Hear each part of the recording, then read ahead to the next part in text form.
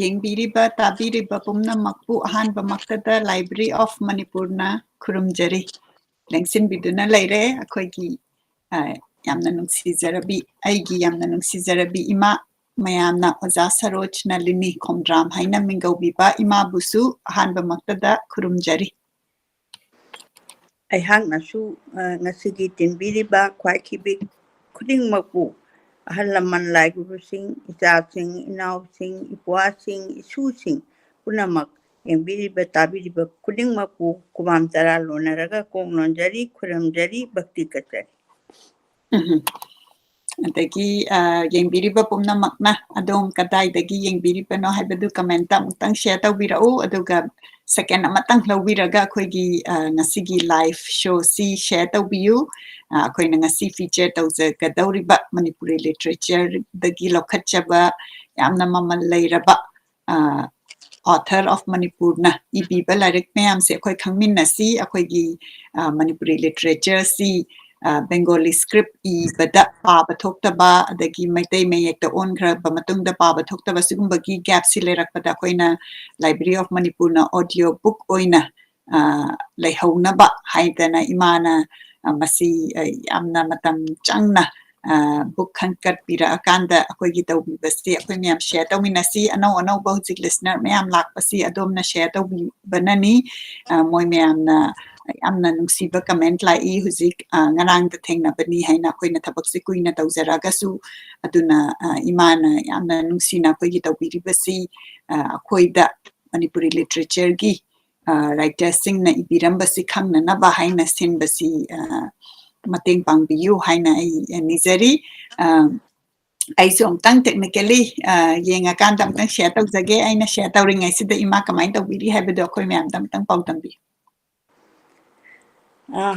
ꯑꯃꯨꯛꯀꯁꯨ ꯍꯟꯅ ꯈꯨꯔꯨꯝꯖꯔꯤ ꯑꯗꯨ ꯑꯩꯅ ꯉꯁꯤꯁꯤ ꯑꯣꯖꯥ ꯇꯣꯝꯕꯒꯤ ꯃꯥꯒꯤ ꯃꯨꯅꯤꯁꯤ ꯉꯁꯤꯒ ꯊꯥꯅ ꯅꯨꯃꯤꯠ ꯍꯨꯝꯅꯤ ꯍꯥꯏꯕꯗꯤ ꯊꯥꯡꯖ ꯑꯍꯨꯝꯅꯤ ꯃꯔꯛꯇꯨꯗ ꯈꯣꯡꯖꯣꯝ ꯂꯥꯟꯒꯤ ꯄꯥꯎꯅꯥ ꯕ꯭ꯔꯖꯕꯥꯁꯤꯒꯤ ꯇ꯭ꯔꯤꯕꯨꯠ ꯄꯤꯕ ꯑꯃꯈꯛꯇꯤ ꯃꯔꯛ ꯈꯟꯈ꯭ꯔꯦ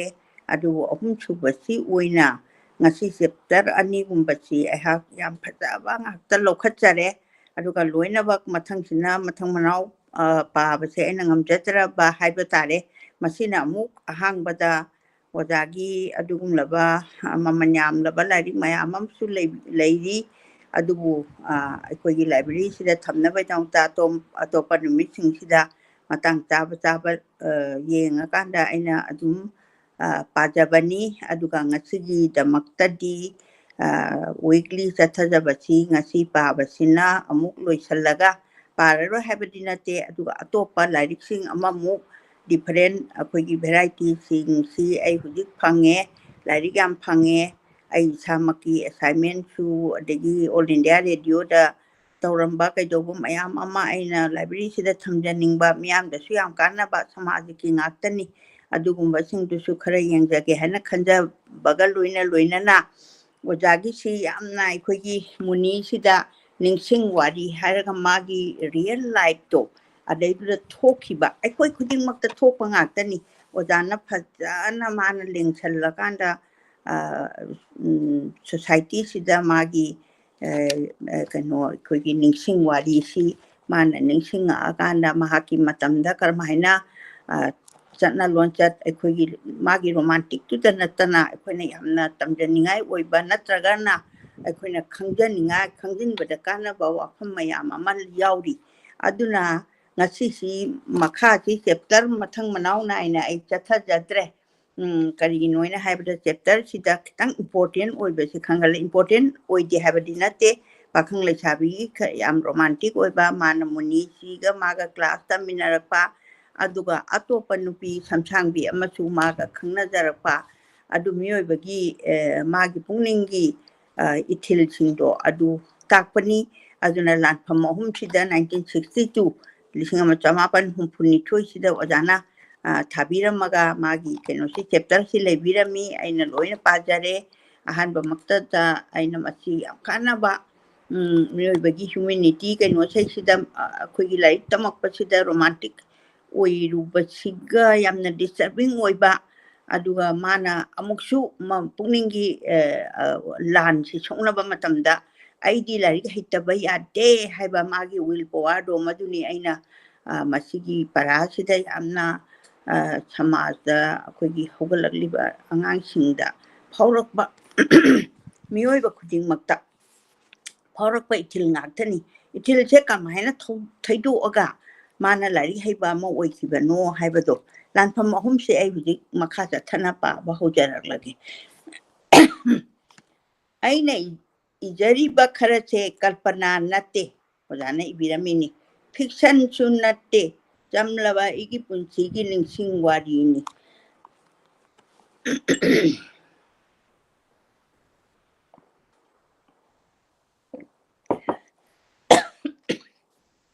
sorry jamlaba igi punchi gi ningshing wari ni fake na ayambani ningshing ba haiba simakta bung akawana yumsillibani ningshing ba haiba se aduna ijariba se achumba ngaktani hainadi aina khak lawjaroi phek na mapung kalpana na leiteng oiraga paba yanaba ai sinjabani adubu apaba singna penbi naba ibadi oithokte aigi sidi ana phamungda taraba thamoi piktharaba matam asida matomta nungdagi thokjarakpa khonjelni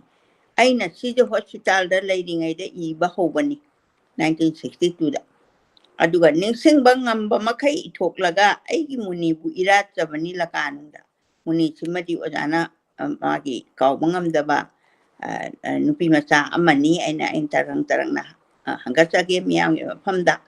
aduna hojikti wari se liba horurabanina loidaba yaroidore loina litholage haina su khalle sibada pukhraga kanana khangbigani aigi punsi wari muni gi wari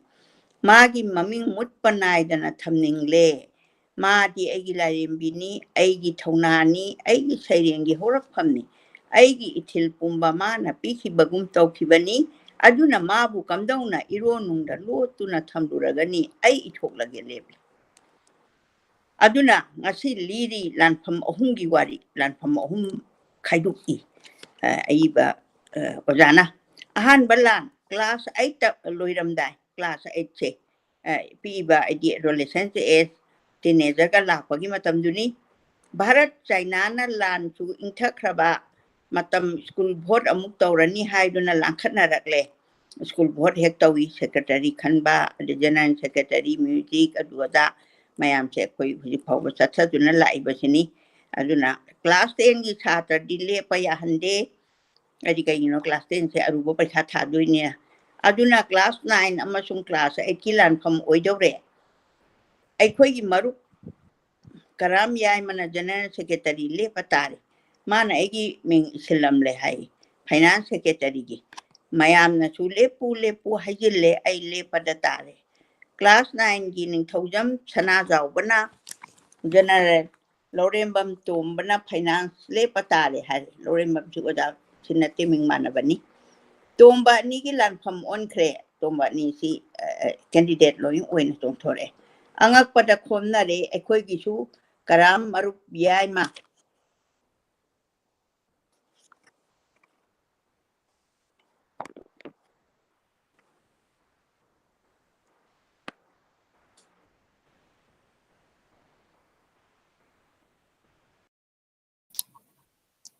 imagi connection si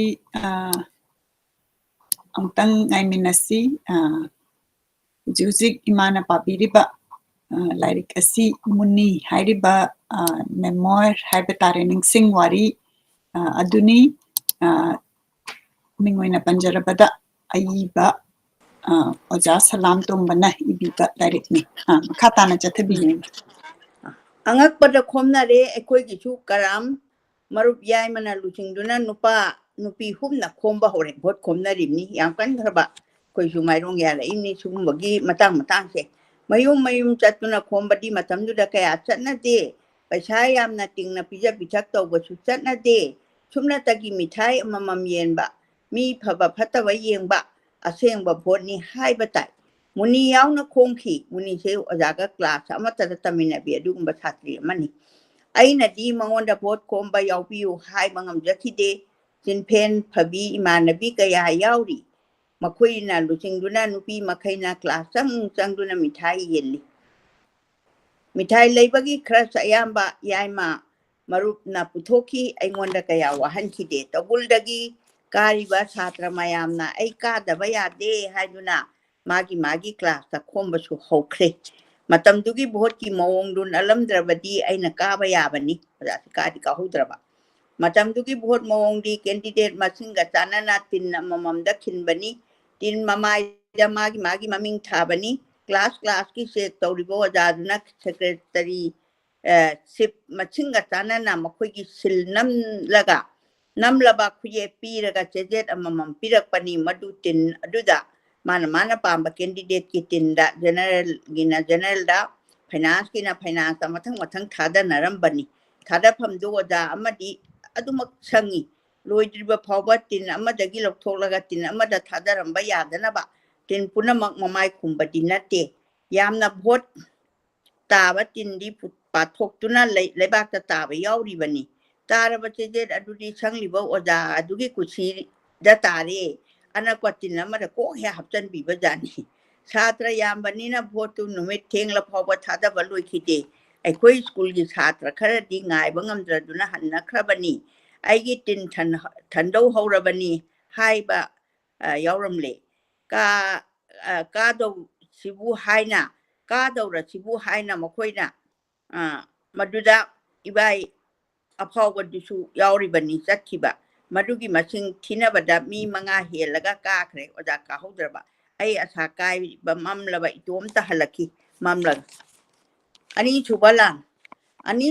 from the class 9 Kaba Toklare class 8 Parika do roll 1 tari Lanpham Masimadi Taraibo Oikide Masidi is that Yamna Soka the Balan from me. Aina roll 1 ni Haina Lading Ida Winam Daginum Tombam Iboya Mako Maru Amatunglare Mahang was a headmaster Gitung Ilakwa Mali Winam the Giatopa Kashambi Rasu Yauri Emeleka Oiba Odaduni Aduda Mahak Metric Parika Bisenpur High School da Taning Duna class 9 da Winam High School da gi Honglakpa Mali Lak Paga Ngang Baga Sak Baga Egi Marup Oidare Parika da di Marup na Marup Hat Naba Masana Tabani class 3 da Gita Minara Pasu Natabanina Magi Magun Kangri Mana so Egi Kanglam Kiroi Tau Hungi Parika Kangna Bada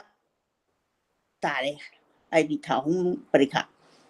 Ngang Tolakpa English am na Tietuna Ngangi Bida Sibuni Hadise Kangwachu Kangi grammar sana roll Aina Kaldi Ingraji Dadi Hendin by Aroidori Kuchu Itolakpada Ingraji Adu Uru Heglay Razana Mawong Amani Amna Pajay English ki Pajaba Kuini Tasena Harabada Mabu Kalakaba Mawong Karadi Yauri Adubu ID Makiba Yade Aichu English Hana Dagi Hena Pare Noma grammar yenara pada Ingraji oza makok lorembam oza parijat yonaki mabani Mariana bada oza aduna taseng na taglai madugi da makhana nu na kwe ni maksumi matang sidina gadabani haiduna phaidu ta duna loisin ki adi ani makto ate na te kolin ga kol apon ga agi maraini marubi boyai mana hairi bana mi amana stage da option badi kolin haiga dawni Haibasini, I should yet get canna yet let call upon it to me. I not to me.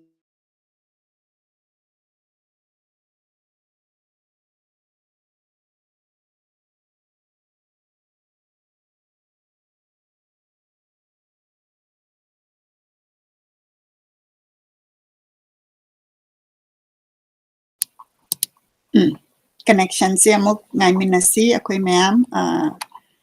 masigi connection si kitang mga itaba amaoy adubu ako'y mangay minasi yung biriba po na magputagachari adong kamain daw biri duga ako'y ki author nga si feature daw zariba mingoy na panjarabada Salam Tomba magi book asi Muni hariba si fiction nate ningshing wari memoir ni masisoy na yung katbiyo aduga ako'y imana pabiba chapter sing si nataba pun na pabadu adum kano tarik sida pangbigan imam Adu ningshing dire makata makaka kwa. Ay sekra net sekra berato ingat sisi. kola pona kauri ba mi dudi phimam any phimam da ko khatpada sijana bana chanai ani ma ko khatpa ngaktani ko sinba ngaktani adugi damang na khoi ani khana ba yade ai gi magi athon ba mai ke yengba hore loina chanbire class 9 dagi learning ba subject lo ba ya bana mana pie ai di public administration lo khre aina angka pamja bana mechanic science lo re science manana lo re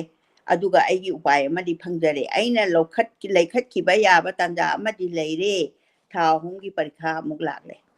ai chu chin na honare mi na aigi role wan mun khidana ba tha hongi parikha do mathang haidok lo pada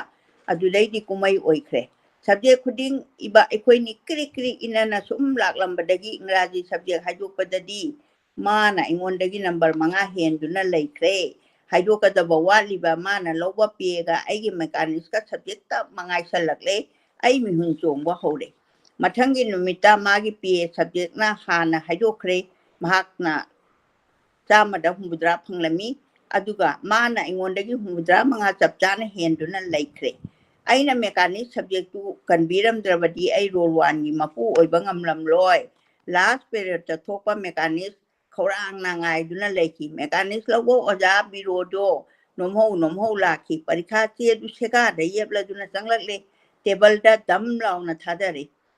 chokri da lengsin khare aduga mechanics lowa aikoi kharagi khata sing hangdok laga yengi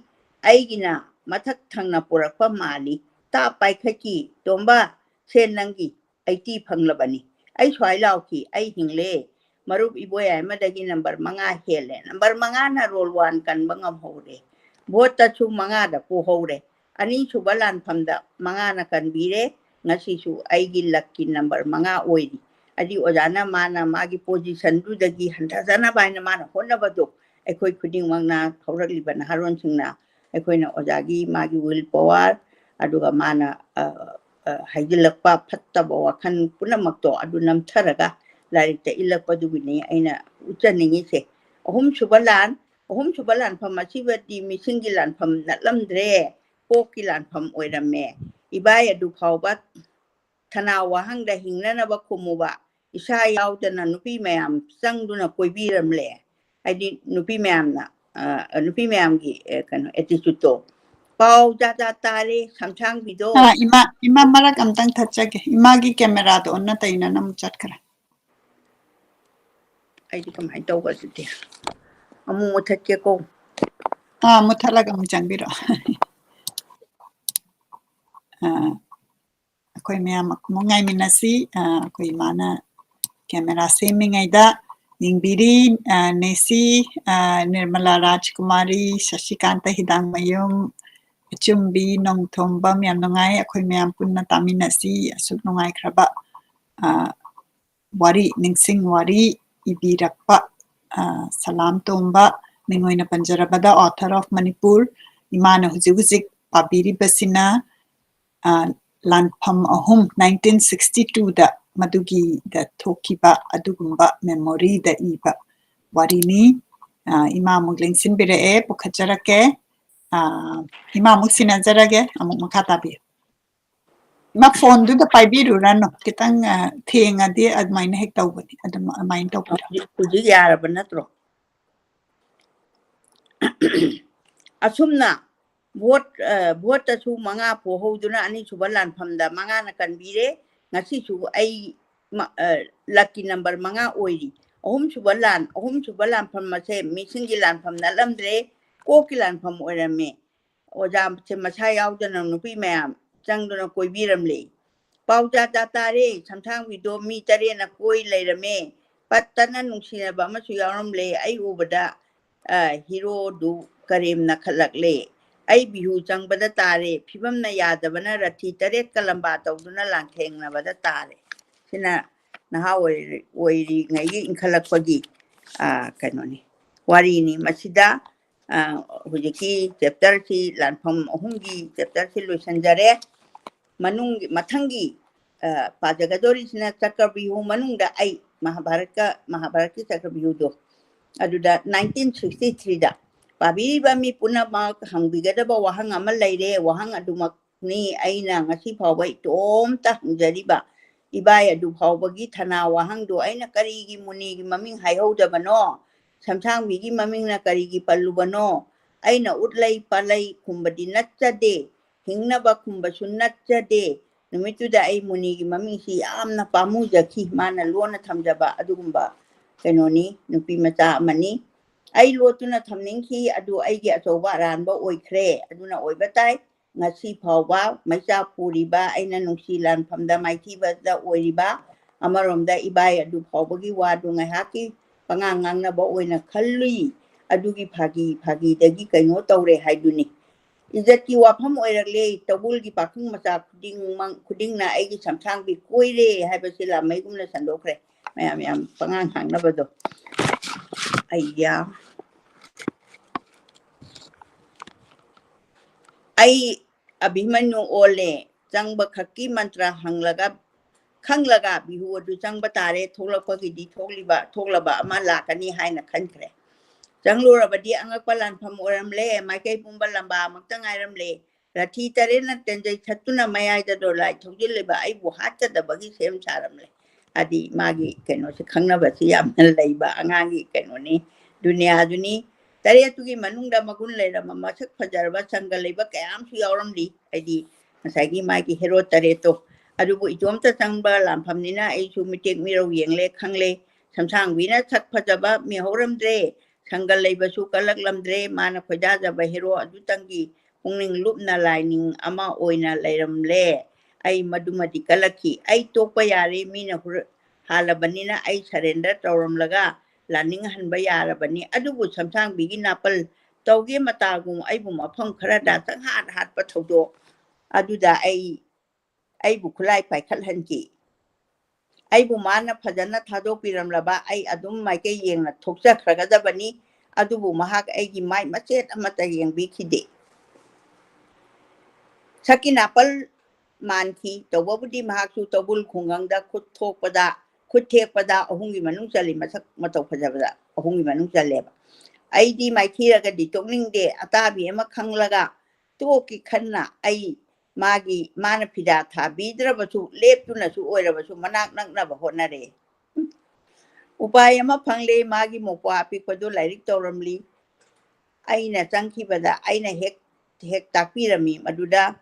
pena biramale iben pok aduna ibungo khara takpiu hairakle ibudau sorarel yanggoi ningthau anina aigi lambi macha amadi pire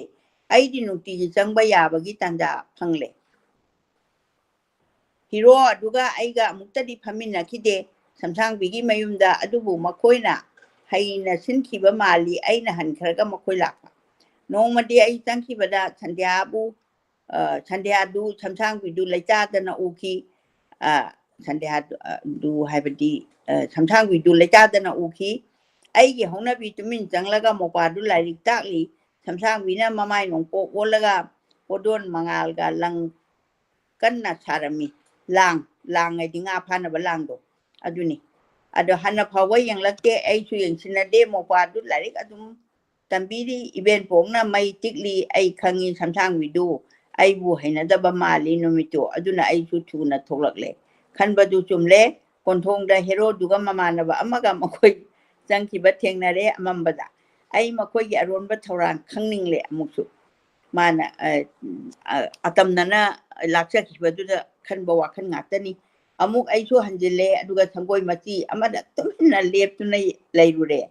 hero du changkre samsambi thabak phagalakle isingda taraba utingum lehobado maning thongda polang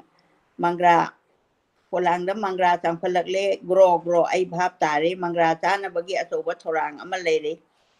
ai hanba yarabani adu lila du loiba phawga yengningli ai amuk thok amuk changsin tawduna lona yengli aduga di tuminna leiruraba matungda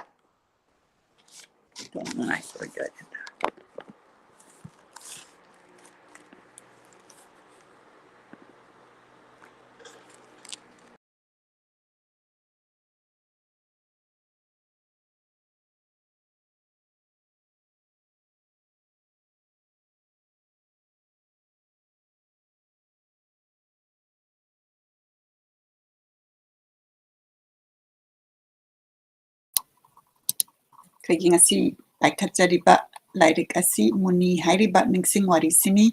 adom na wari asi imana pabada tabada yamna nungaiba phawbiragadi soidana order tawbiyu masi Manipur da phangaga leiraba lairik ni aduga akoina mapanda Manipur gi mapandagi tapi boiragana masi shipping tawba adum yagani akoi myam khangminasi Manipur gi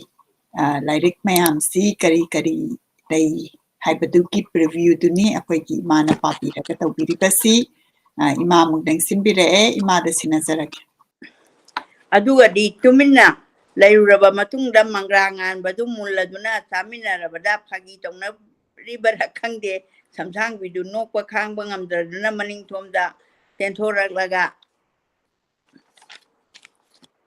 ha nolaki thamoi pena nokpa khunongni aigina irau khol oiki hajilakliba aina numittumakta da isagi warep laure magi asengba wa matang taraga ai tumina tukchakrage aina aduna nong hengan baga makoigi leikaigi itai mamada asengba wadu haiduna wa amatang lobiraknaba haijarure numit kharanigi matungda pau lobadadi khumuya de haire adubu itai maduna aibu thona piraki maraina yajani inauna haibabu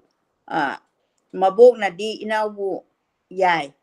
aduga asakai heirunu mundu mahadeva kuramba chatse hainari aduda nangsu hek chatlusi magiga nangiga sentang pirau lupa ani punna mari lupa mari pikre bastu aidi tungda phamjare to na chatliba chatlido hapeni ngai hak lairaga di itai maduna samsang biga tholakle nupina khakliba nupigi khakliba nakalda phamkhre pumo phanek selai resam puri lili phajade haibadi yade pakta hepi pakchai aduga di gari tharamdai dadi hero du mamana baduga mamangi thonglomda chongkhatlaga nupa marakta mangda phamkhre ai khangle aina pikhiba magi senthang arembada chare aina khanchi ngasi di kumai di nungairani haibaga laifamgi lampaktu yoraga kumai hore lai khuramba lakwa bus mayam leiramle gari thaphamdagi laifamgi chingmai matek kabado mi inai hero duga samsang biga tungtamak tha kaminaki ai di labna tung ili ka da bayarabani laifam yorolaga khuramdana hankiba nungaitaduna kakhale makoinigi punna mondum mahadevagi makoi ohutpa aduga paisa thada ramlagani niliba muti adu koiminaram lagani aidi makoi thengna dana bohana jare muti adubu munna yengjaraga wa kharadang panjarami paisa kalam laga thoklaki halakpa lambida bus adu phana sangna thoraklaga chaple phre conductor na lauraki mayam ha kothagi si yengtho bada ure sarang nakalda miyam tili pakhal khanduna hotel family ata thak mayam yeli ikang thanina labuk tu kaithel ole hero dukum thakre ingi tawraki samsang bida aidi tungda phambanina loina oki samsang bidu tapna hogaki thokre tungtamang to hotel amada phami cha bora chaminakre ai loina ure ai karimata yengbikidre itai maduna su karimata haidramale ai koire haibasi masa khanglabani tauge matagum tauba male itai magi wa iluba nuntil pobopta sopsare ai gidama ikai kibana kalengi taramdai numit adu phawa mamai ngaksang angsinki numitu bawa da ikai ba yaukraba ai yum yobaga yum changtinga da ibudau sorare laimangda leptuna wasaki ai nupise hek yadri phau koirani hek yaraga tokani punsigi oina di lauraroi sakka gunga kanana heli haibagi adum tangdi khangalamage ibudongna ibunum sibiu ai mondum matungdi makoida chatre mondum mahadevani mopala rik takwa chaludre ai kainu siyana kibana imungda gi henjadre school lomda competition ni akan balamba ama laklabanina grammar pabale payadre good english grammar na pelaktre senior singi pautak lauduna makhal kayagi booklet leire parsing gi phrase gi appropriate preposition gi voice gi aduga narration gi makhal kaya am leiramle tokhai na chart semduna yoliba loina leiduna pa ba hore adugi mathakta aibu kanbiba mechanics kan hole dinga sai number khara hendana mana position logi beido science tu oja ai mana ibadu pa bagi mathakta ataina iba note kaya leiduna pa ba hore adumnadi adumna larik tamai onchin laklaba matamdura nomayu imanaba ama laklaga haidare ngasi di Krishna Germany le chabi mayam tharo chaba haikhanakre kuma yengu sila matamdura tharo chaba hi tongbaga jam chanaba matam oibajani ꯑꯩꯈꯣꯏꯅ ꯍꯥꯏꯊꯈꯤꯕꯗꯗꯤ ꯁꯝꯊꯥꯡꯕꯤ ꯈꯣꯏ ꯍꯤꯊꯥꯡꯐꯝ ꯌꯧꯔꯝꯂꯦ ꯅꯨꯄꯥꯗꯤ ꯌꯥꯎꯔꯝꯗꯦ ꯏꯃꯥꯟꯅꯕꯗꯨꯒ ꯑꯩꯒ ꯎꯕꯗ ꯂꯩꯁꯥꯕꯤ ꯑꯇꯩꯗꯤ ꯍꯔꯥꯎꯈꯤ ꯁꯝꯊꯥꯡꯕꯤꯗꯤ ꯌꯦꯡꯕ ꯐꯥꯎꯕ ꯌꯦꯡꯂꯛꯇ꯭ꯔꯦ ꯑꯩ ꯇꯨꯃꯤꯟꯅ ꯂꯩꯖꯔꯤ ꯏꯃꯥꯟꯅꯕꯤꯁꯤꯡꯗꯨꯅ ꯂꯩꯁꯥꯕꯤꯁꯤꯡꯒ ꯍꯤꯒꯤ ꯅꯧꯒꯤ ꯂꯥꯡꯅꯔꯤ ꯇꯥꯟꯖꯥꯗꯨꯗ ꯍꯦꯔꯣ ꯑꯃꯒ ꯃꯃꯥꯟꯅꯕ ꯑꯃꯒ ꯊꯨꯡꯂꯔꯦ ꯂꯥꯛꯄꯒ ꯍꯦꯔꯣꯗꯣ ꯍꯤ ꯑꯃ ꯏꯁꯤꯡ ꯁꯤꯠꯇꯣꯛꯈꯤ ꯑꯗꯨꯒ ꯃꯃꯥꯟꯅꯕꯗꯨꯅ ꯁꯝꯊꯥꯡꯕꯤꯕꯨ ꯀꯧꯔꯛꯈꯤ ꯅꯪꯗꯤ ꯑꯩꯒ ꯆꯥꯔꯨꯁꯦ ꯍꯥꯏꯔꯛꯈꯤ ꯀꯨꯏꯗꯦ ꯁꯝꯊꯥꯡꯕꯤꯗꯨ ꯐꯨꯒ ꯍꯧꯒꯠꯂꯒ ꯑꯩꯗꯤ ꯃꯈꯣꯏꯒ ꯆꯥꯔꯨꯔꯅꯤ ꯑꯗꯨꯅ ꯍꯤ ꯍꯣꯟꯗꯣꯛꯈ꯭ꯔꯦ ꯁꯝꯊꯥꯡꯕꯤꯅ ꯃꯌꯥꯏꯗ ꯍꯦꯔꯣꯗꯨꯅ ꯃꯥꯡꯗ ꯃꯃꯥꯟꯅꯕꯗꯨꯒ ꯍꯤꯅꯥꯎ ꯁꯥꯗꯨꯅ ꯆꯠꯈ꯭ꯔꯦ ꯅꯥꯔꯛꯇ ꯊꯝꯕꯥꯜ ꯍꯧꯕꯤ ꯀꯣꯝ ꯇꯝꯈ꯭ꯔꯦ ꯍꯥꯟꯅ ꯍꯥꯏꯅꯔꯛꯂꯕ ꯊꯧꯑꯣꯡꯅꯤ ꯑꯗꯨꯗꯒꯤꯗꯤ ꯃꯀꯣꯛ ꯐꯥꯎꯕ ꯎꯈꯤꯗ꯭ꯔꯦ ꯃꯃꯥꯟꯅꯕꯤ ꯃꯌꯥꯝꯅ ꯑꯩꯕꯨ ꯊꯦꯝꯃꯤ ꯀꯩꯁꯨ ꯈꯜꯂꯨꯅꯣ ꯑꯩꯈꯣꯏ ꯃꯌꯥꯝ ꯆꯥꯔꯨꯔꯒ ꯂꯣꯏꯔꯦ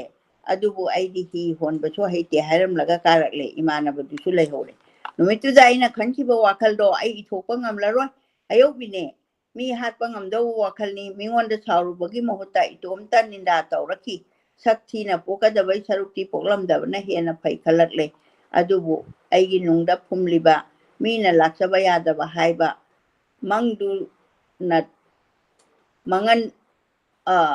ꯃꯪꯍꯟꯗꯨꯅ ꯍꯥꯏꯗꯤ ꯃꯥꯒꯤ ꯀꯩꯅꯣꯗꯣ ꯋꯤꯜ ꯄꯋꯥꯔꯗꯣ ꯑꯩꯕꯨ ꯊꯦꯝꯃꯤ ꯋꯥꯔꯨꯅꯨ ꯅꯍꯩꯗ ꯅꯪꯅ ꯂꯝꯕꯥ ꯅꯠꯇꯦ ꯍꯦꯔꯣꯗꯨ ꯅꯪꯒꯤ ꯂꯝꯕꯥ ꯅꯠꯇꯦꯗꯤ ꯃꯥꯅ ꯌꯥꯝ ꯍꯦꯜꯂꯤ ꯍꯥꯏꯕꯅꯤ ꯅꯍꯩ ꯀꯟꯅ ꯍꯣꯠꯅꯧ ꯂꯣꯏꯅ ꯂꯩꯍꯧꯔꯒꯗꯧꯅꯤ ꯈꯟꯕ ꯌꯥꯕ ꯈꯜꯂꯒ ꯏꯗꯣꯝ ꯐꯊꯖꯈꯤ ꯌꯦꯡꯅꯕ ꯇꯥꯔꯦꯗꯅ ꯁꯛꯀ ꯒꯨꯟꯒ ꯀꯅꯥꯅ ꯍꯦꯜꯂꯤ ꯍꯥꯏꯕꯗꯣ ꯆꯥꯛ ꯂꯥꯝꯈꯤꯗꯦ ꯃꯥꯏ ꯉꯥꯡꯈꯤ ꯑꯩꯅ ꯏꯀꯥꯏꯔꯤꯕꯗꯤ ꯂꯩꯁꯥꯕꯤ ꯃꯌꯥꯝ ꯑꯗꯨꯅꯤ ꯑꯩ ꯂꯩꯀ꯭ꯔꯛꯀ ꯂꯩꯔꯝꯂꯕꯗꯤ ꯆꯪꯈ꯭ꯔꯒꯗꯕꯅꯤ ꯑꯗꯨꯕꯨ ꯍꯤ ꯃꯌꯥꯏꯗ ꯐꯝꯈ꯭ꯔꯤꯕꯤ ꯃꯍꯥꯛ ꯀꯣꯟꯅꯗꯤ ꯑꯩꯒꯤꯗꯃꯛ ꯅꯤꯡꯉꯝꯗꯕ ꯐꯥꯎꯔꯛꯈꯤꯅꯤ ꯈꯟꯅ ꯌꯨꯝ ꯌꯧꯔꯛꯈꯤ ꯁꯤꯗ ꯍꯥꯏꯔꯤꯕ ꯆꯦꯞꯇꯔ ꯁꯤ ꯂꯣꯏꯁꯤꯟꯖꯔꯦ ꯉꯁꯤꯒꯤꯗꯃꯛꯇꯗꯤ ꯄꯥꯕꯁꯦ ꯁꯤꯗ ꯑꯗꯨꯝ ꯑꯩ ꯇꯦꯟꯁꯤꯟꯖꯔꯒꯦ ꯄꯨꯝꯅꯃꯛꯄꯨ ꯑꯃꯨꯛꯀꯁꯨ ꯍꯟꯅ ꯈꯨꯔꯨꯝꯖꯔꯤ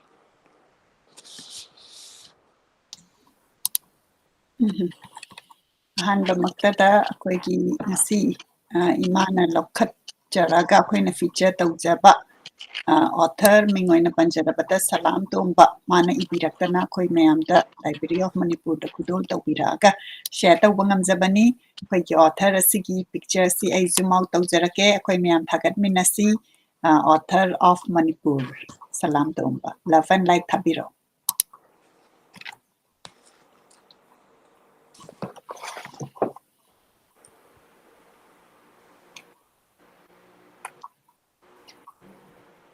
author of Manipur Salam Tomba Masi a retired vice principal government college amagini aduga different genre of literature gi ipiba aibani yamna lyric published tawbikre masida novel radio play poem short story aduga ngasi akoina feature tawjarabasina ningshing wari asigumba yamna fazaraba literature da khudol tawbiraba adugumba aibani Thongam Udhop Literary Award Suphangbikrabani Magi Novel Chitrakar 2005 da aduga Yambem Mani Literary Award Phangbikre Nangna Adum Chatkhi haiba gi award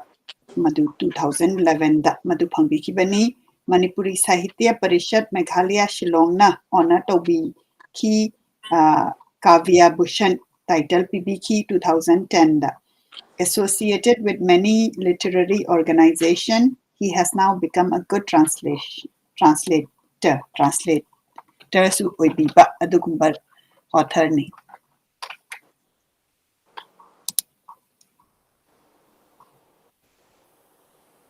mathang tarakpada akhoi gi pabiriba ima busu akhoi mayamna thagachari imana pabidana akhoi mayamna pabada phangdaba masi gi damakta ima bu thagachari khurumjari introduce to biba gi damakta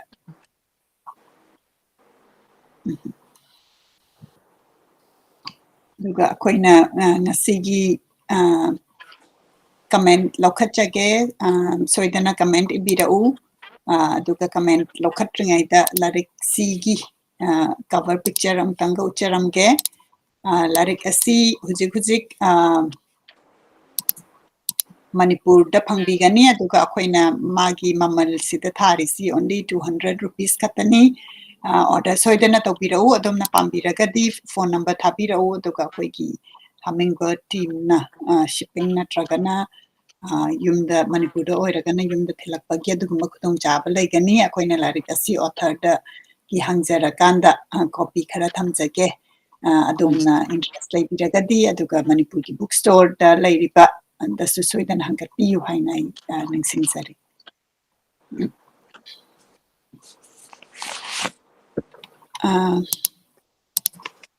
matang asida akoina comment lokhatringaida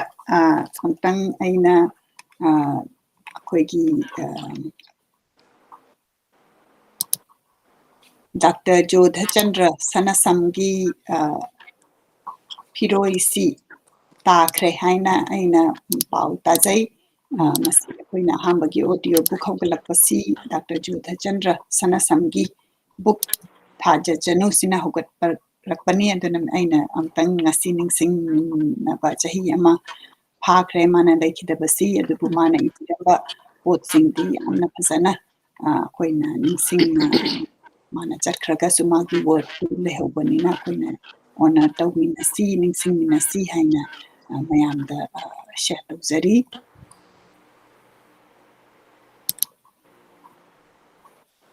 masida aina magi larik sida chana thoibi haibe larik simana khudol tawbirambani masida ibiramba poem ama Dr. Jodha Chandra Sanasamna ibiramba poem ama aina lanthokjage aduga akoigi ngasi feature tawzariba Salam Tomba maga co-author oiraga Saubam Tomba Luwang writer ahum sina ibiba larik asi engonda khudol tawbirambani masidagi poem ani dang ai lanthokjage ngasigi program asigi damakta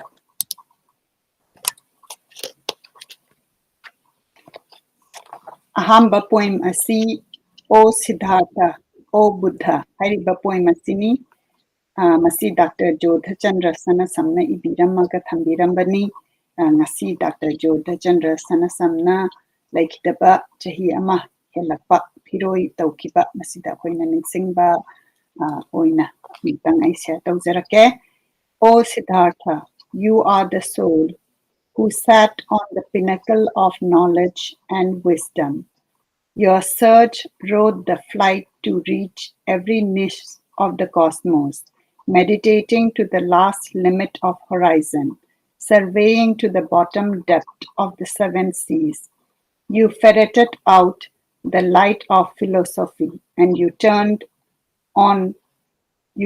into Lord Buddha,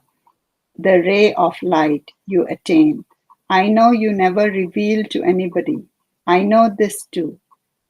Should every soul living in this world be all like yours, a flawless, impeccable one,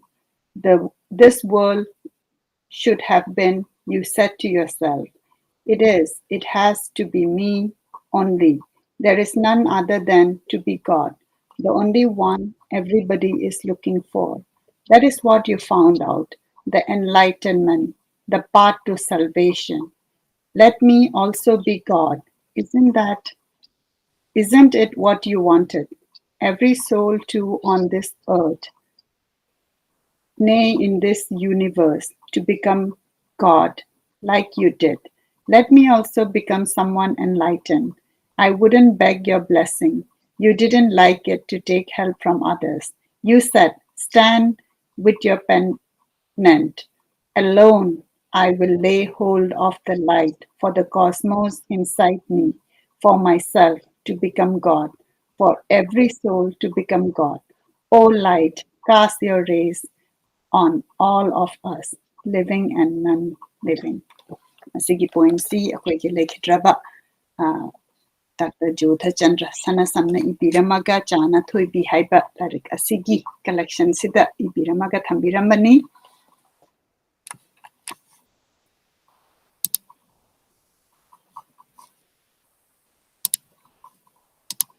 Mathangda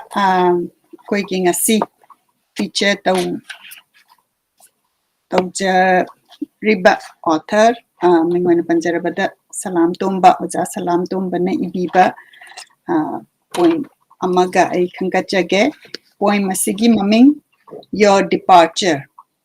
You drifted away so further and further, enfolding all beauty that was to it. You drifted away nonchalant, downcast in cool demeanor.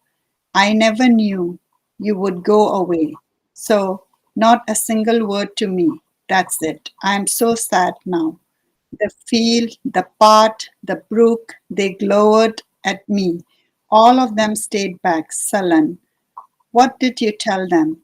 Tearing though the heaps of clouds, I went looking for your face, pretty moonlight, but the sun was there instead. What did you tell them? The cloud perching on the hilltop gathered, wafting in, and you stood there in its place, the garb fringe half covering your face. What did you tell them? I don't know what you told them. The day two crescent moon in my mind, firmament, started to shine, kissing the cheek of the hill. What did you tell them?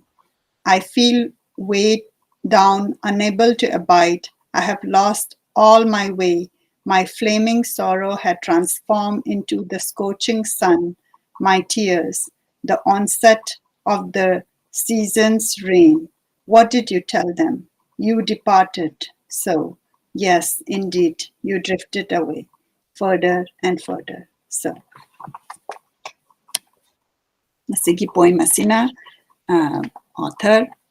Salam Tomba na biraga huziki same book collection sida thamjabani masi lanthokcharaga ai akoigi author singasi imana abiba magi mabu ona tawzari khurumjari.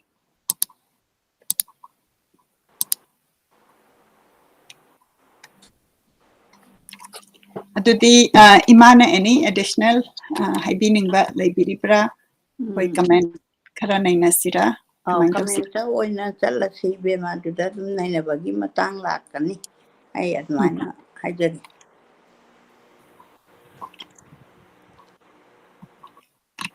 ꯑꯩꯈꯣꯏꯒꯤ ꯉꯁꯤꯒꯤ ꯌꯦꯡꯕꯤꯔꯤꯕꯗ ꯃꯤꯡ ꯑꯅꯧꯕ ꯈꯔ ꯎꯖꯩ ꯌꯥꯝ ꯅꯨꯡꯉꯥꯏ ꯑꯍꯥꯟꯕ ꯌꯦꯡꯕꯤꯔꯕ ꯑꯣꯏꯔꯒꯗꯤ ꯑꯩꯈꯣꯏꯒꯤ ꯂꯥꯏꯕ꯭ꯔꯦꯔꯤ ꯑꯣꯐ ꯃꯅꯤꯄꯨꯔꯅ ꯁꯤꯟꯖꯕ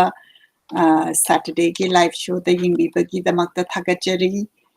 ꯔꯟꯖꯅꯥ ꯂꯥꯏꯃꯌꯨꯝꯅ ꯒ꯭ꯔꯦꯠ ꯄꯣꯁ ꯍꯥꯏꯅ ꯏꯕꯤꯔꯛꯏ ꯅꯥꯎꯔꯦꯝ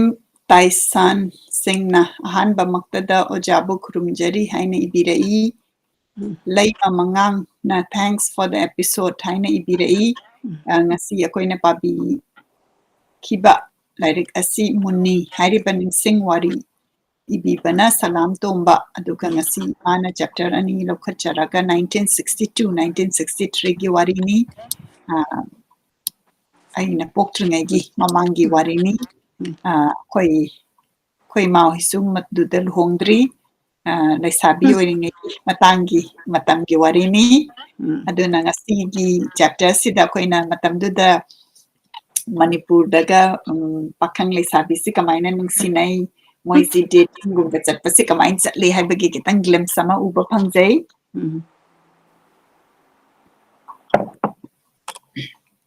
nagi adomna tabi bada kari phaubi haibadu tang ibirau hujik matamduda ngasi haipet wari sitara kanda matamduda dating tauba dagi wakhan londuga huji hujiki nauriba angang sing natragana pakhang lisabi sing na huji ubasi noigi mot karino haibadum tang ibirau kingsen mangsa tabam yengbiri ꯈꯨꯔꯨꯝꯖꯔꯤ ꯆꯦꯃꯒ ꯏꯃꯥ ꯏꯕꯦꯝꯃꯒ ꯍꯥꯏꯅ ꯏꯕꯤꯔꯛꯏ ꯎꯝ ꯉꯥꯟꯕ ꯂꯦꯝꯅ ꯕꯣꯕꯣꯛ ꯑꯃꯁꯨꯡ ꯏꯃꯥꯕꯨ ꯅꯁꯨꯅ ꯈꯨꯔꯨꯝꯖꯔꯤ ꯍꯥꯏꯅ ꯌꯥꯝ ꯅꯨꯡꯁꯤꯅ ꯏꯕꯤꯔꯛꯏ ꯉꯥꯟꯕ ꯂꯦꯝꯁꯤ ꯌꯥꯝꯅ ꯅꯨꯡꯁꯤ ꯑꯍꯥꯟꯕ ꯑꯣꯏꯅꯁꯨ ꯑꯩꯅ ꯃꯤꯡꯁꯤ ꯄꯥꯊꯣꯛꯄꯅꯤ ꯑꯗꯣ ꯉꯁꯤꯒꯤ ꯂꯤꯁꯅꯔ ꯑꯣꯐ ꯗ ꯗꯦꯁꯤ ꯉꯥꯟꯕ ꯂꯦꯝꯗ ꯈꯟꯒꯠꯆꯔꯒꯦ ꯑꯗꯣꯝꯅ ꯑꯝꯇꯪ ꯐꯣꯟ ꯅꯝꯕꯔ ꯑꯝꯇꯪ ꯊꯥꯕꯤꯔꯛꯎ ꯑꯗꯨꯒ ꯑꯩꯈꯣꯏꯅ ꯖꯔꯅꯦꯜ ꯄꯕ꯭ꯂꯤꯁ ꯇꯧꯖꯕ ꯖꯔꯅꯦꯜ ꯑꯁꯤ ꯗꯥꯏꯔꯤꯒꯨꯝꯕꯅꯤ ꯃꯁꯤꯗ ꯑꯩꯈꯣꯏꯒꯤ ꯔꯤꯐ꯭ꯂꯦꯛꯁꯟ ꯗꯥꯏꯔꯤ ꯏꯕ ꯑꯗꯨꯒ ꯋꯥꯔꯤ ꯃꯆꯥ ꯑꯗꯒꯤ ꯏꯕꯗꯁꯨ ꯑꯗꯨꯝ ꯁꯤꯖꯤꯟꯅꯕ ꯌꯥꯕ ꯃꯗꯨ ꯑꯩꯅ ꯄꯦꯟꯇꯤꯡ ꯇꯧꯕ ꯃꯈꯨꯝꯅ ꯐꯣꯡꯖꯕ ꯖꯔꯅꯦꯜꯅꯤ ꯃꯗꯨ ꯑꯩꯈꯣꯏꯅ ꯈꯨꯗꯣꯜ ꯑꯝꯇꯪ ꯇꯧꯖꯔꯛꯀꯦ ꯐꯣꯟ ꯅꯝꯕꯔ ꯑꯝꯇꯪ ꯊꯥꯕꯤꯔꯛꯎ ꯑꯗꯒꯤ ꯉꯁꯥꯏꯒꯤ ꯏꯃꯥꯅ ꯄꯥꯕꯤꯔꯛꯄ ꯀꯥꯟꯗ ꯋꯥꯔꯤꯁꯤ ꯑꯩꯈꯣꯏꯗ ꯌꯥꯝꯅ ꯈꯪꯅꯤꯡꯕ ꯀ꯭ꯌꯨꯔꯤꯌꯁ ꯑꯣꯏꯕ ꯑꯣꯏꯅ ꯊꯝꯕꯤꯔꯦ ꯏꯃꯥꯅꯁꯨ ꯑꯗꯨꯅ ꯃꯨꯅꯤ ꯍꯥꯏꯁꯤ ꯀꯅꯥꯅꯣ ꯁꯝꯁꯥꯡꯕꯤ ꯍꯥꯏꯁꯤ ꯀꯅꯥꯅꯣ ꯀꯥꯏꯅ ꯑꯩꯈꯣꯏꯅ ꯈꯪꯅꯤꯡꯕ ꯃꯗꯨꯒꯤ ꯆꯦꯞꯇꯔꯗꯨ ꯈꯪꯅꯅꯕꯒꯤꯗꯃꯛꯇ ꯂꯥꯏꯔꯤꯛꯁꯤ ꯑꯣꯔꯗꯔ ꯇꯧꯕꯤꯔꯛꯎ ꯑꯩꯈꯣꯏ ꯑꯣꯊꯔꯅ ꯃꯥꯅ ꯃꯥꯒꯤ ꯄꯨꯛꯅꯤꯡꯒꯤ ꯋꯥꯔꯤ ꯃꯁꯤ ꯑꯩꯈꯣꯏ ꯅꯤꯡꯁꯤꯡ ꯋꯥꯔꯤꯅꯦꯕ ꯐꯤꯛꯁꯟ ꯑꯣꯏꯅꯁꯨ ꯏꯔꯛꯄ ꯅꯠꯇꯕꯅꯤ ꯌꯥꯝꯅ ꯕ꯭ꯔꯦꯐ ꯑꯣꯏꯅ ꯏꯔꯛꯄꯅꯤ ꯑꯩꯈꯣꯏꯅ ꯑꯩꯈꯣꯏꯒꯤ ꯋꯥꯔꯤ ꯂꯤꯊꯣꯛꯄ ꯍꯥꯏꯕꯁꯦ ꯑꯍꯥꯟꯕꯗ ꯔꯥꯏꯇꯔ ꯑꯃꯅ ꯅꯤꯡꯁꯤꯡ ꯋꯥꯔꯤ ꯏꯔꯛꯄꯁꯦ ꯌꯥꯝꯅ ꯃꯥꯒꯤ ꯀꯔꯦꯖꯤꯌꯁ ꯑꯣꯏꯕ ꯑꯗꯨꯒꯨꯝꯕꯗꯨꯅꯤ ꯑꯗꯨ ꯄꯥꯃꯤꯟꯅꯁꯤ ꯑꯣꯔꯗꯔ ꯇꯧꯕꯤꯔꯛꯎ ꯑꯗꯣ ꯉꯁꯥꯏꯒꯤ ꯃꯨꯅꯤꯁꯦ ꯃꯨꯅꯤꯁꯤꯒ ꯁꯝꯁꯥꯡꯕꯤꯁꯤ ꯃꯥꯅ ꯃꯥꯒꯤ ꯌꯨꯠ ꯍꯥꯏꯕ ꯇꯥꯔꯦ ꯑꯗꯨꯒꯤ ꯃꯇꯝꯗꯨꯗ ꯃꯥꯅ ꯈꯣꯏꯗꯥꯖꯈꯤꯕ ꯃꯤ ꯑꯣꯏꯗꯣꯏꯔꯥ ꯏꯃꯥ ꯃꯗꯨ ꯏꯃꯥꯅ ꯄꯥꯕꯤꯗ꯭ꯔꯒꯁꯨ ꯑꯃꯨꯛꯇꯪ ꯃꯥꯏꯟꯁꯦ ꯑꯩꯈꯣꯏꯒꯤ ꯅꯍꯥ ꯑꯣꯏꯔꯤꯉꯩ ꯏꯟꯈꯠꯂꯛꯄ ꯍꯥꯏꯕꯁꯤꯗꯤ ꯑꯗꯨꯒꯨꯝꯕ ꯃꯇꯝꯗ ꯑꯣꯖꯥꯅ ꯃꯨꯅꯤꯁꯤꯗꯤ ꯃꯥꯅ ꯐ꯭ꯔꯣꯝ ꯗ ꯕꯤꯒꯤꯅꯤꯡ ꯂꯋꯥꯔ ꯀ꯭ꯂꯥꯁꯇꯒꯤ ꯍꯧꯅ ꯃꯕꯥꯅꯤꯁꯦ ꯀ꯭ꯂꯥꯁ ꯑꯗꯨꯝ ꯇꯝꯃꯤꯟꯅꯕ ꯑꯗꯨꯒ ꯃꯨꯅꯤꯁꯤ ꯌꯥꯝꯅ ꯃꯨꯅꯤꯁꯦ ꯅꯤꯛꯅꯦꯝ ꯉꯥꯛꯇꯅꯤ ꯑꯣꯖꯥꯅ ꯄꯤꯔꯤꯁꯦ ꯑꯁꯦꯡꯕ ꯃꯃꯤꯡ ꯑꯃ ꯂꯩꯕ ꯑꯗꯨꯒ ꯁꯝꯁꯥꯡꯕꯤꯗꯨꯁꯨ ꯃꯁꯝ ꯌꯥꯝ ꯁꯥꯡꯉꯒ ꯃꯥꯅ ꯁꯝꯁꯥꯡꯕꯤ ꯀꯧꯁꯟꯕꯩ ꯋꯥꯅꯤ ꯃꯃꯤꯡ ꯁꯝꯁꯥꯡꯕꯤ ꯀꯧꯔꯝꯃꯣꯏ ꯑꯗꯣ ꯑꯩ ꯑꯣꯖꯥꯒꯁꯨ ꯑꯝꯇꯪ ꯄ꯭ꯔꯥꯏꯚꯦꯠꯂꯤ ꯍꯪꯅꯤꯡꯕ ꯐꯥꯎ ꯌꯥꯎꯔꯤꯀꯣ ꯑꯗꯨꯅ ꯌꯥꯝ ꯅꯤꯛꯅꯦꯝ ꯑꯃ ꯄꯤꯔꯀꯥꯟꯗ ꯃꯥꯅ ꯃꯨꯅꯤꯁꯤꯗꯤ ꯃꯥꯏ ꯊꯃꯣꯏꯗ ꯑꯗꯨꯝ ꯂꯥꯠꯆꯔꯒ ꯋꯥꯈꯟꯗ ꯑꯗꯨꯝ ꯂꯩꯖꯕꯅꯤ ꯑꯗꯨꯒ ꯁꯝꯁꯥꯡꯕꯤꯁꯤꯅ ꯀꯩꯗꯧꯒꯦꯕꯨ ꯃꯥꯁꯤ ꯃꯃꯤꯠꯀ ꯌꯥꯝ ꯌꯥꯝꯕ ꯃꯁꯛꯀꯗꯤ ꯐꯖꯕ ꯑꯗꯨꯒ ꯃꯁꯝꯁꯤ ꯁꯥꯡꯕ ꯑꯗꯨ ꯃꯥꯅ ꯁꯝꯁꯥꯡꯕꯤ ꯀꯧꯔꯤꯅꯤ ꯃꯥꯏ ꯅꯤꯛꯅꯦꯝꯁꯦ ꯑꯗꯩꯗꯨꯗ ꯑꯗꯨꯃꯥꯏꯅ ꯑꯅꯤꯁꯦ ꯃꯉꯣꯟꯗ ꯀꯩꯅꯣꯅꯤ ꯃꯥꯅ ꯅꯨꯡꯕꯥꯡꯒꯤ ꯄꯥꯔꯠ ꯑꯃ ꯂꯧꯕꯗꯧꯅ ꯇꯧꯔꯤꯁꯦ ꯂꯧꯒꯦꯅ ꯂꯧꯔꯤꯅꯦ ꯀꯔꯤꯒꯤꯅꯣꯗ ꯃꯥꯅ ꯃꯃꯤꯠꯇꯨ ꯌꯥꯝꯁꯜꯂꯛꯑꯀꯥꯟꯗ ꯑꯃꯗꯁꯨ ꯌꯥꯕ ꯃꯤ ꯑꯣꯏꯅ ꯍꯧꯖꯤꯛꯀꯥꯟꯗꯁꯨ ꯑꯗꯨꯝ ꯂꯩ ꯑꯩꯈꯣꯏ ꯃꯇꯝꯗꯁꯨ ꯑꯗꯨꯝ ꯂꯩꯔꯛꯏ ꯑꯗꯨꯒꯨꯝꯕ ꯃꯤꯁꯦ ꯃꯤ ꯃꯈꯜ ꯃꯈꯜꯅꯤꯗꯅꯀꯣ ꯑꯗꯨꯅ ꯑꯅꯤꯁꯤ ꯃꯥꯅ ꯌꯥꯝ ꯂꯨꯝꯅ ꯃꯥꯏ ꯄꯨꯟꯁꯤꯗ ꯀꯥꯎꯕ ꯉꯝꯗꯕꯗꯤ ꯃꯗꯨꯒꯤ ꯆꯦꯞꯇꯔꯗꯣ ꯑꯩꯅ ꯊꯤꯕꯅꯤ ꯁꯝꯁꯥꯡꯕꯤꯁꯤ ꯃꯥꯅ ꯎꯅꯒꯦꯅ ꯆꯠꯄꯗ ꯃꯥꯒꯤ ꯁꯤꯕꯒꯤ ꯅꯨꯃꯤꯠ ꯑꯣꯏꯔꯝꯕ꯭ꯔꯥ ꯀꯩꯅꯣ ꯇꯧꯕ ꯌꯥꯝ ꯅꯨꯡꯉꯥꯏꯇꯕ ꯑꯗꯨꯒꯤꯗꯨ ꯑꯩꯅ ꯃꯁꯤ ꯄꯥꯒꯦꯅ ꯉꯁꯤꯁꯦ ꯊꯤꯕ ꯃꯇꯝꯗ ꯑꯅꯤꯁꯤ ꯌꯥꯝ ꯐꯖꯔꯝꯕ ꯍꯥꯏꯗꯤ ꯌꯨꯠꯀꯤ ꯃꯇꯝꯁꯤꯗ ꯃꯤꯁꯤꯡꯁꯤꯒꯤ ꯃꯥꯏꯟꯁꯦ ꯀꯩꯅꯣ ꯁꯝꯅ ꯍꯥꯏꯔꯕꯗ ꯃꯩꯇꯩꯂꯣꯟ ꯑꯁꯦꯡꯕꯗ ꯍꯥꯏꯔꯒ ꯑꯑꯣꯟ ꯑꯑꯣꯟ ꯆꯥꯕ ꯀꯥꯏꯅ ꯂꯩꯕ ꯃꯤꯁꯦ ꯑꯗꯨꯝ ꯂꯩꯇꯕ ꯅꯠꯇꯦ ꯍꯧꯖꯤꯛꯁꯨ ꯍꯤꯡꯉꯤ ꯊꯥꯏꯅꯁꯨ ꯑꯗꯨꯝ ꯍꯤꯡꯗꯅ ꯂꯩꯕꯅꯦ ꯑꯗꯨ ꯎꯠꯄ ꯑꯗꯒꯤ ꯑꯃꯅ ꯑꯩꯈꯣꯏꯒꯤ ꯃꯇꯝꯗꯨ ꯌꯥꯝ ꯆꯝꯅꯔꯤꯉꯩꯒꯤꯀꯣ ꯍꯧꯖꯤꯛꯀꯥꯟꯁꯤꯗ ꯍꯥꯠꯇꯣꯛꯑꯦ ꯑꯗꯒꯤ ꯑꯗꯨ ꯇꯧꯔꯦ ꯀꯥꯏꯅ ꯍꯥꯏꯔꯤꯕꯁꯤ ꯅꯠꯇꯦꯅꯦ ꯃꯇꯝꯗꯨꯗꯗꯤ ꯃꯣꯏꯅ ꯆꯝꯕꯁꯤ ꯅꯨꯄꯥꯁꯤꯡꯁꯤꯅ ꯀꯩꯅꯣ ꯅꯨꯄꯤꯒꯤ ꯂꯩꯁꯥꯕꯤ ꯃꯌꯨꯝꯁꯤꯗ ꯆꯠꯂꯒ ꯃꯊꯟꯇꯒ ꯆꯠꯄꯣꯠꯇꯦꯗ ꯒ꯭ꯔꯨꯞꯀ ꯆꯠꯂ ꯐꯧꯒ ꯁꯨꯗꯣꯛꯄꯤꯕꯒꯤ ꯋꯥꯔꯤ ꯅꯣꯏ ꯕꯕꯥꯍꯣꯏꯅꯁꯨ ꯃꯣꯏ ꯃꯇꯝꯗ ꯇꯧꯋꯦꯅ ꯑꯩꯃꯛꯇꯤ ꯃꯗꯨ ꯊꯦꯡꯅꯖꯔꯛꯇ꯭ꯔꯦ ꯑꯗꯨꯒꯤ ꯆꯠꯅꯕꯤꯗꯣ ꯑꯩꯈꯣꯏ ꯏꯁꯥꯁꯦ ꯑꯩꯅ ꯌꯥꯎꯗꯕ ꯑꯣꯏꯔꯝꯒꯅꯦꯅ ꯈꯜꯂꯤ ꯑꯩ ꯀꯌꯥ ꯌꯥꯎꯗꯦ ꯑꯩꯈꯣꯏꯒꯤ ꯕ꯭ꯔꯣꯠ ꯑꯞ ꯇꯧꯕ ꯃꯇꯝꯗ ꯑꯩꯈꯣꯏꯒꯤ ꯏꯃꯨꯡꯗꯣ ꯃꯑꯣꯡ ꯑꯃꯗ ꯀꯩꯅꯣ ꯃꯤ ꯆꯠꯊꯣꯛꯍꯟꯗꯕꯤ ꯀꯩꯀꯥ ꯑꯗꯨ ꯕ꯭ꯔꯣꯠ ꯑꯞ ꯇꯧꯔꯛꯄ ꯁ꯭ꯀꯨꯜꯗꯤ ꯑꯗꯨꯝ ꯇꯝꯍꯟꯕ ꯑꯗꯨꯃꯥꯏꯅ ꯇꯧꯕꯅꯤꯅ ꯑꯩꯅ ꯃꯗꯨ ꯊꯦꯡꯅꯔꯛꯇꯕꯅꯤ ꯍꯥꯏꯅ ꯈꯜꯂꯤ ꯑꯗꯨꯒ ꯑꯩꯈꯣꯏ ꯂꯩꯀꯥꯏꯗꯁꯨ ꯃꯗꯨ ꯇꯥꯗꯦ ꯀꯌꯥ ꯑꯗꯨꯒ ꯈꯨꯡꯒꯪꯒꯤ ꯂꯝꯁꯤꯡꯁꯤꯗ ꯍꯥꯟꯅꯒꯤ ꯆꯠꯅꯕꯤꯁꯦ ꯑꯗꯨꯝ ꯊꯝꯃꯒ ꯐꯧꯒꯁꯤ ꯁꯨꯗꯣꯛꯑꯀꯥꯟꯗ ꯑꯗꯒꯤ ꯃꯤ ꯂꯥꯛꯄ ꯀꯥꯁꯦ ꯃꯕꯣꯛ ꯍꯣꯏꯅꯒ ꯑꯗꯨꯝ ꯀꯥꯔꯣ ꯏꯕꯨꯡꯉꯣ ꯀꯥꯏꯅ ꯌꯥꯝ ꯋꯦꯜꯀꯝ ꯇꯧꯕ ꯑꯗꯨ ꯌꯥꯝ ꯐꯩꯌꯦꯅ ꯈꯜꯂꯤ ꯑꯩꯗꯤ ꯃꯗꯨꯒꯤ ꯆꯠꯅꯕꯤꯗꯣ ꯍꯧꯖꯤꯛ ꯂꯩꯇꯦ ꯑꯗꯨꯒ ꯑꯇꯣꯞꯄ ꯃꯑꯣꯡꯗ ꯍꯩꯖꯤꯟꯈ꯭ꯔꯦ ꯑꯗꯨ ꯃꯇꯝꯗꯨꯗ ꯀꯩꯅꯣ ꯇꯧꯕ ꯊꯔꯣ ꯊꯝꯆꯦꯠ ꯆꯥꯃꯤꯟꯅꯕ ꯀ꯭ꯔꯤꯁꯅ ꯖꯔꯃꯗ ꯍꯤ ꯇꯣꯡꯕ ꯑꯗꯨ ꯏꯟꯇꯔꯇꯦꯟ ꯇꯧꯕ ꯑꯗꯨꯒꯨꯝꯕꯗꯨ ai madugumba gi chanabi hi tongse haibai wa na te ko tonge bo jisu loktak ta ga yamna sender ba tongjari jani da du matam du gi image do oja gi sida yam saban tai ba aduga samsang bi ga mabani kaina ba sidi longna leina die ba adu mana samsang bi sina su anana kaino sina su muni sina su kaino da oja gi mafam sida ongdok taba wakan guda admaina leina bani admain tawraga oja punsi sida mana ningjara kanda taiwan ba ade chaluba kanda saska to go dogo gi ready tawramba dudi mai hatu yam thina nungai taba adugumba dumana ithokpane ba mana masidi itho ma ge ai thamoi da dum leido saru aina gandi ma dum haiba aduni aduna adugi du yamna chanabi se hanjal ningakwa hojik matamgi yamna phattaba manung changaga angang singsina mi koidaba adagi adugumba toba sida mathoi mangba kaidoba mayam sila ko sida hanagi chanabi sida kitang thaijalaga modern oijaraga su admaiga tohaningba wakhana ingonda phawrai sumain thamjak Haiti matamduda magi youth oiringaida maduda phaurakpa romantic ki ithil haitare ko muni sina mase yamna lumna khanjarakanda mana magi wakhanduda moise keno mane poem ge irakpase masi magi inspiration dagi irakpani kaina man phongtora isi yamna koina iba mana I bahura isi inspiration amadi soidana adum leirakpadu kanano kaina khanningbasida madugi glimpse ama pibaduni yamna nungai aduna muni si kanano haina koina hena khaningba pohli aduna larik sida soidana yauragani aduga ahanba koi mana pabi bakanda masina first oina ningshing wari ibani adu mayamna interest lairagadi hena amuk irakani ka haibagi haibaduda koina muk author sida request tawjari adum ibirau ibiragadi koina matamduda 1960s 70s 80s hujikpau 90s mai torakanda man mathang mathang irakanda koi manipur gi chanabi manipur gi wakhanlon haiba tare madu adum amita baduni koina ngasi wari sari basi dagi imana panbi hibada akoigi thainagi dating phase sida mana pamjaba midu leiragadi mana mayumdudaga chatlaga phau suba kaise mateng pangba dagi ngasai mai manau pa du larik takpa kain haido adudi yamna lapna badi oiramoi haina khali amaina changna pa oiragadi adum khangna ba haitare ko adugumba imung oiramgadra haina khali adagi ojagi yamna nungaitaba amana mana akoigi kainoda mai sida akoigi pox thokibagi dak leibese sisina mana yam ikaijaba adugi ai semina yamna phajadana ugre hairaga mana madu yam ningba kaiba ma oigi adu magi chapter ma da yawi kaino hidak leira kanda imungi mamaga uhanna kanginnaga takpa ada mamai ga nang khai takpa ai mai subu nan ni haraga di kaina ga khanba mai loi thopado adu gi free and prank to adu aina yamna khalle nungai ai gi su yamna ithong ningba wari lei adu ga do adagi sina inspire tawraga ibangam jage adu ai su mi ma'am adum yam tinaraga imai pai mayum da nungsibadi phangaktaba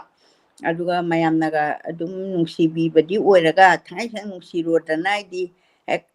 lepiba nungsiba haibadi mamagi niko mama mapagi adugumbadudi hek phangaktaba adugumbaga do aina ithokke kainaga khalakpa yaweba loin lei ningda ama bhokti thadana lei aigi dining sangbadi yam kalli adu aina madu iramge kaino ojagi se parubadagi ba aigi budi yamna maya masigi lambi di tinade ojaga iga idori sigi lambi di tinade di agi lifestyle do life tugi horakpa dagi kaino toba adugumba matang se masi parphane am thokane na khali angang oidingai dagi yam nungai adumaina inspiration se khoina inspiration si phangbasi karinom dagi adum phangbadu imana haibiri basi magi style of writing sina inspire tawrakanda imagi childhood tu adagi maduda khangi badu iragadi akhoi mayam se ayamba matamda khoina wana kok sida thammaga puri singse sigumba la ama para kanda koina maduda human connection ama phawbaduni imana hairisi aduna soidana imana su ithopira u akoi mayam aduga koina english ta translate tawra kanda su phaja phajaraba koigi memoir oiragasu akoi mayam na connect tawbagi wari yamna leibasi masi share tawminasi hainaina thamjage akoi yam nungaina koigi oja thokchom ibohanbi yengbiri imphaldagi khurumjari ojana pichu yengbibasi yamna laibak phobani literature gi yamna makok thongna leibiriba akoina su hana ojana ibiba literature feature tawjakhre yamna ngai ngasi gi show sida yengbibagi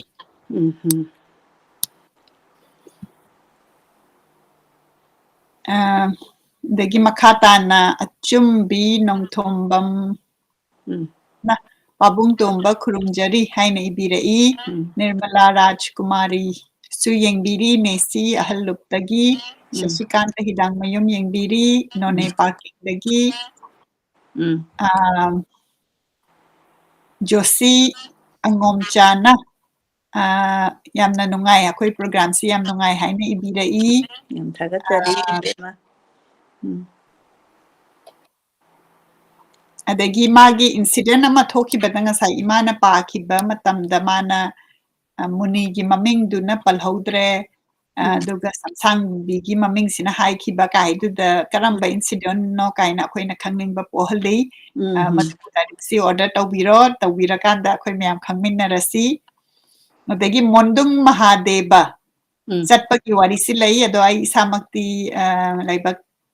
thidana khoi sina chawrak pamatam sina combing operation adagi sipai gi nongmai kapna ba naharol ga nongmai kapna ba adugumba problem da chawrak panina khoi se manipur si